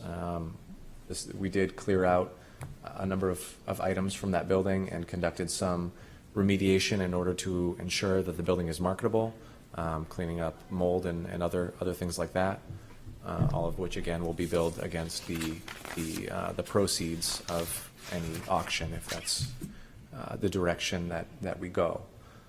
Moving on to the last property over at 150 Bartlett Street. This is a 5-unit rental property. One of the units here is occupied by a residential tenant. Again, we continued the existing lease agreement with that tenant, and he still occupies it. The other 4 units were empty when the city acquired the property and remain empty today. I should mention the city has employed a property management company to manage all 3 properties, and the cost of that management, again, will be billed against the estate. You know, we don't have the city does not have a property management wing. We're not equipped to manage residential rental properties, certainly. The ongoing carrying cost of Islington Street is relatively low now. It's not occupied. We drain the building of water, and then the other 2 are just equipped to house the residential tenants. I can go into the various options that I've presented here, but I would accept any questions or accept any direction that anyone on the planning board may have. Well, Paul had his finger up first, and then Greg. No, thank you, Mr. Chairman, and thank you, Attorney McCourt. Based on what you said, you're referring to them as the prior owners of the property, but it's not clear who has legal right to any proceeds over and above what the city is owed. Am I understanding you correctly there? That's right. It's unclear. There were deeds out that we were able to find in the 90s for each of the properties, from individuals to these limited partnerships. But 2 of the limited partnerships are not registered at the Secretary of State's office, and I can find no record of them outside of that deed, so I don't know who is behind those partnerships, who to negotiate with, who to speak with. That's kind of been the issue here. And then the other one is registered at the Secretary of State's office, but we have been unable to locate anybody associated with that partnership. Thank you. And I understand there'll be a lot more discussion on the board about the different options here. So I'll just say now, for me, option 1 seems to kind of convey that to the property rate payers within the city, that if someone is not paying their share, the city will and has seized the property and is only interested in recouping what is owed to the city. Greg. So the limited partnerships, you can't track or find or figure anything out there. And you mentioned the management company. Now, I mean, I'm a landlord, so when I hire a management company, there's a contract. You give them power of attorney to sign checks, pay bills, blah, blah, blah. The management company stopped paying the taxes, which was their obligation, their job. And now they're suing the city for what? Because you said there's ongoing litigation, and then how's that litigation going to dovetail with our effort to dispose of the properties? Sure. It is complicated, and without getting into litigation strategy, so that'll be a limitation on where I'm going to go into here. But what happened was this: the property management company, Ostensive Property Management Company, although again another entity not registered to do business in the state of New Hampshire, had been paying taxes for a considerable amount of time, and when you're just paying your tax bill to the tax collector will take the tax bill from basically anyone. But it's different when you get in, when there's a lien involved and you get into what's called the redemption period. There's a separate statute that applies that limits who the tax collector can accept funds from. And it has to be someone with a legal interest in the property. So what happened in this case, and again, this is subject to litigation, so this all might be proven wrong, but what the tax collector determined was that this so-called management company that, again, was not registered to do business in the state of New Hampshire, the person providing the funds would not provide any identification or any evidence that the entity existed or had a legal interest in the property, so she would not accept those checks. That's what happened here. But they did attempt to pay the taxes. They attempted to pay, yes. Someone, on behalf of an entity allegedly called Appledore Associates LLC, did attempt to pay. But because of a statute that says when you're in the redemption period, you can only accept, the properties can only be redeemed by an entity with legal interest in the property, she would not accept those checks. Back in the day, sorry to interrupt, but this is going long before Trevor had anything to do with anything like this. Back in the day, municipalities could take properties, when a tax lien started to be placed on a piece of property, people could go and look and go, oh, there's money owed on this, and so I'm going to pay it. Hey, Greg, let's pay these tax bills, and we can end up with some property that we can own. Can't do that anymore. Right. And the other thing you can't do, municipalities used to be able, after 3 years, you could just take it and you got the whole thing. Yep. And the different in every state. Supreme Court said, yeah, that's not constitutional, so you can't do that anymore. So if the city owns the properties, if the city sells them, you put the money in escrow, figure it out when the other stuff gets sorted out. Is that basically how it would work? That's right. And, we would file what's called an interpleader action in Superior Court and let everybody in the world know and let that process kind of take its natural course to return those funds. And to your point, Mr. Chairman, in my memorandum, I did include the so-called option number 5. I mean, affordable housing is, as we all know, it is a kind of hot topic item at the moment. And I kind of anticipated that perhaps the city council or other people would see this as an opportunity to provide affordable housing. Now, there is an option, a statutory option, that the city could convey out these properties subject to a deed restriction, such as these properties shall only be used for affordable housing, with some more detail than that. That statute is technically still on the books. It hasn't been successfully overturned, but it does happen to be right next to those other statutes that were found to be unconstitutional. And how do you account for that value? I mean, obviously, if you're placing a deed restriction on a property, restricting its use, you're limiting its potential value, right? And how do you account for that dollar amount? It's a take, sure. So that's why I seriously would not recommend that option. Jim, and then Go ahead, Andrew. Jim. So, Attorney McCourt, I don't have to say the obvious how unusual this is.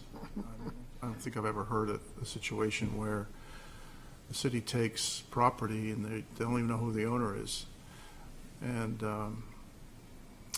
I know typically you just go to the registry and you track the deeds back. And I know that sounds simple, and this is probably much more complicated than that. But for me, I would just think, I would feel better if the first step was to find out who the owner was and then auction the properties. Because if you auction beforehand, and like the chair said, you put it in escrow, and then, could be forever before. I mean, people forget or move on, and then it doesn't become a priority. But if you know the owner before you auction, then you know what to do with the money. So that's my comment about how to proceed. Well, that's really not a bad idea, honestly, in a case like this, to file something in court in advance of auctioning the property. I mean, you have to balance that against the ongoing liability that these properties present to the city. These properties are on our books, they're on our insurance. Things that go wrong will be our responsibility to fix. And that's kind of the balance that you and the city council as the policymakers will have to undertake. But it's not a bad idea, and something that perhaps I should have included as an option. So thank you. Andrew. Yeah, I have a few questions, so please bear with me. One was already answered, so you alluded to it. It's not our problem to figure out who the money gets paid to. Is that right? It's not our problem at this moment, but it will be.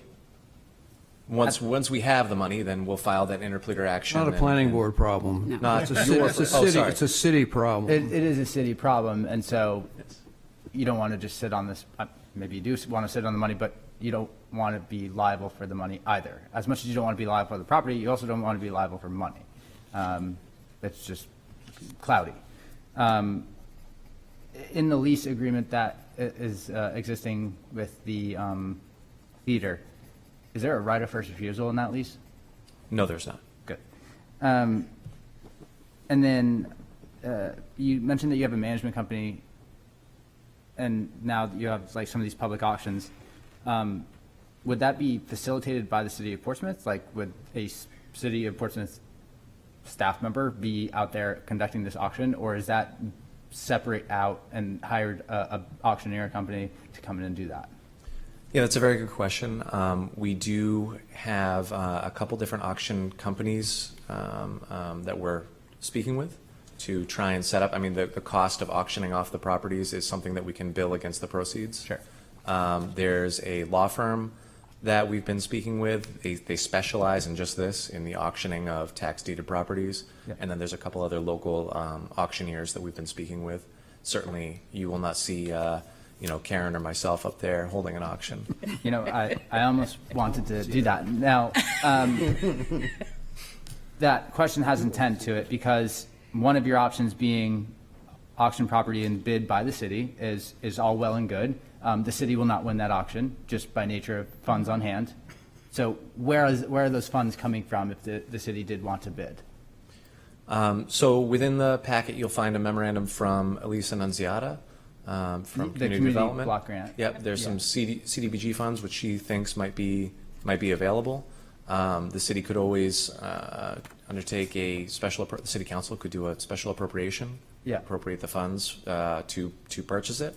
Procedurally, how that could be done, if that was the path we were going to take, is in a non-public session of the city council, they would decide what the kind of bidding limit the city manager would have authority to go up to in an auction. It'd have to be done in non-public, obviously, so that other people don't know what we're bidding.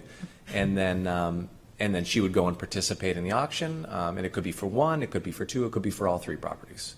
And again, the intent behind that question is to understand, as a base of taxpayers that we represent, hey, we're going to go apply this money to these properties, and here's the reason that we're doing that, or here's our plan with the properties thereafter.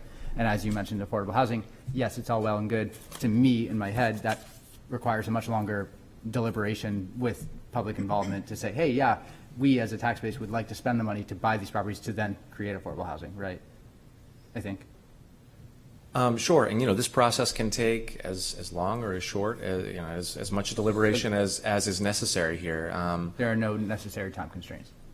Sure. I mean, if we're going to auction the properties off, I would definitely recommend that be done, as soon as possible. Unless we have a solid plan for what we're going to do with the properties, I would want to kind of make a decision and move off of them as soon as practical, I guess, would be my recommendation, unless there's some other plan. Joe, and then Ben. Someone may have already asked this question. I apologize if they did. And it's an obvious question. How did you, or have you, how do you determine if there's no liens or mortgages on the property? They've done title search already. How did you go about doing that? We did, the tax collector, in consultation with the city attorney, did extensive title research on these properties. Yeah. And at the Registry of Deeds and at the Secretary of State's office, calling the Secretary of State's office, calling other Secretary of State's offices, calling registered agent companies, trying to find any way that we could not, that we could avoid this. And even when the representative of that alleged property management company came in and tried to redeem the properties, there was an issue of who was paying, and we gave them extra time. It was past our original deadline to come in and try and make good on those payments, and it still didn't come through. So, our research was quite extensive. We really, again, not the kind of thing we relished doing for the first time in, again, living memory here. Yeah, thank you. So, of course, I always want to look at the option where the CVDG funds. It says either for purchase or renovation.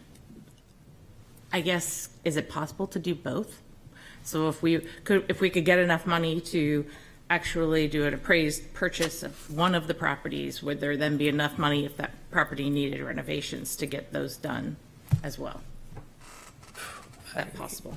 I mean, theoretically, sure. I don't know that there's going to be enough money in the CDBG funds to afford both, given the value of property in Portsmouth here today and the amount of money we're really talking about to buy them. I mean, theoretically, maybe, but no, I don't know. If that's something that we seriously want to pursue, then we could put together a more detailed presentation on the availability of CDBG funds and et cetera. I personally think we should at least explore what that would look like, just because I think those questions are going to come up at City Council, and they're going to want to know if there are some funds out there that maybe we could own one of these properties and have it be used for permanent affordable housing. At least knowing those details is going to be something I know is going to get asked, because if no one else does, I'm going to. Okay. Mr. Chairman, I'm in as you can imagine, a pretty awkward spot here. When working with the City Council, Trevor and I and the rest of the staff work to implement what is ultimately a policy decision. But given the fact that I can sit here and share comments, I would like to say that, given the unprecedented nature of never having in recent memory been in the position to take residential property, given that it's not our core competency to be residential landlords, given some of the liability concerns, the longer we continue to own or manage residential properties, and most notably to my core function of being the fiduciary responsible party for the city, it would be hard for me to suggest that we use or take off the table some portion of what I would call limited resources for what we usually allocate for essential services, what we're good at providing to the residents, that I wouldn't be comfortable doing any option other than one or recommending to the council from a prudent fiscal perspective, other than to go with option number one. There will be a period of time where we try to identify the owner. We will do our best to get the money to them. If there's any proceeds to be dispersed after that, that's a conversation to be had with use for affordable housing in some form or fashion. But that wouldn't be the immediate goal. The immediate goal would be really to get out of the chain of liability and title with the property. So I'll stop talking. Thank you. Small comment. I actually was going to, I'll come to you, but I had the same thought. I mean, I'm concerned about time. This town of Bedford sort of set the precedent here with a case that made the prior method unconstitutional, where the city couldn't basically take over the equity in a piece of property. And it wasn't touched on in that case, but the Supreme Court did mention the time factor, and that the town had sort of delayed things a little bit. And, any of these other options I see, in addition to the ongoing liability of, as Trevor mentioned, somebody getting hurt or something like that happening and the city being liable, if we tried to do something short of a public auction, which is just clean hands, it could be, the city could be a bidder at a public auction, but then it's out to the world. It is nothing can come back in the city in terms of allegation that it was sold for less than market value. Any of these other options I see are just asking for additional headaches down the road. That's my thought. So, Greg. I'm in favor of number one, and I like to speak in analogies. This smells like the mortgage meltdown. The banks were horrible landlords. They all got sued. Nothing ever good came of it. Faster we get rid of them, less liability, move the ball along. Let's try to wrap it up. Andrew? Yeah, last comment or question rather is, would the city have any dictation over how the properties were conveyed at a public auction via what type of deed, quitclaim, warranty, et cetera? Certainly, it would be by quitclaim deed. Yeah, okay. So at that point, it would terminate the city's relationship with the properties at all? Certainly, yes. Yep. Absolutely. That was it. That would be the intent. Would somebody like to make a motion and recommendation? I move that the city move forward with pursuing the public auction method of disposing of these 3 properties mentioned. I'll second. Any discussion? All those in favor? Aye. Aye. Thank you, Trevor. Thank you. Thanks, Trevor. We have extension. Is that our last thing? Yep. Somebody make a motion to extend. So moved. Second. Any discussion? All those in favor? Aye. And with that, we are adjourned. Thank you very much.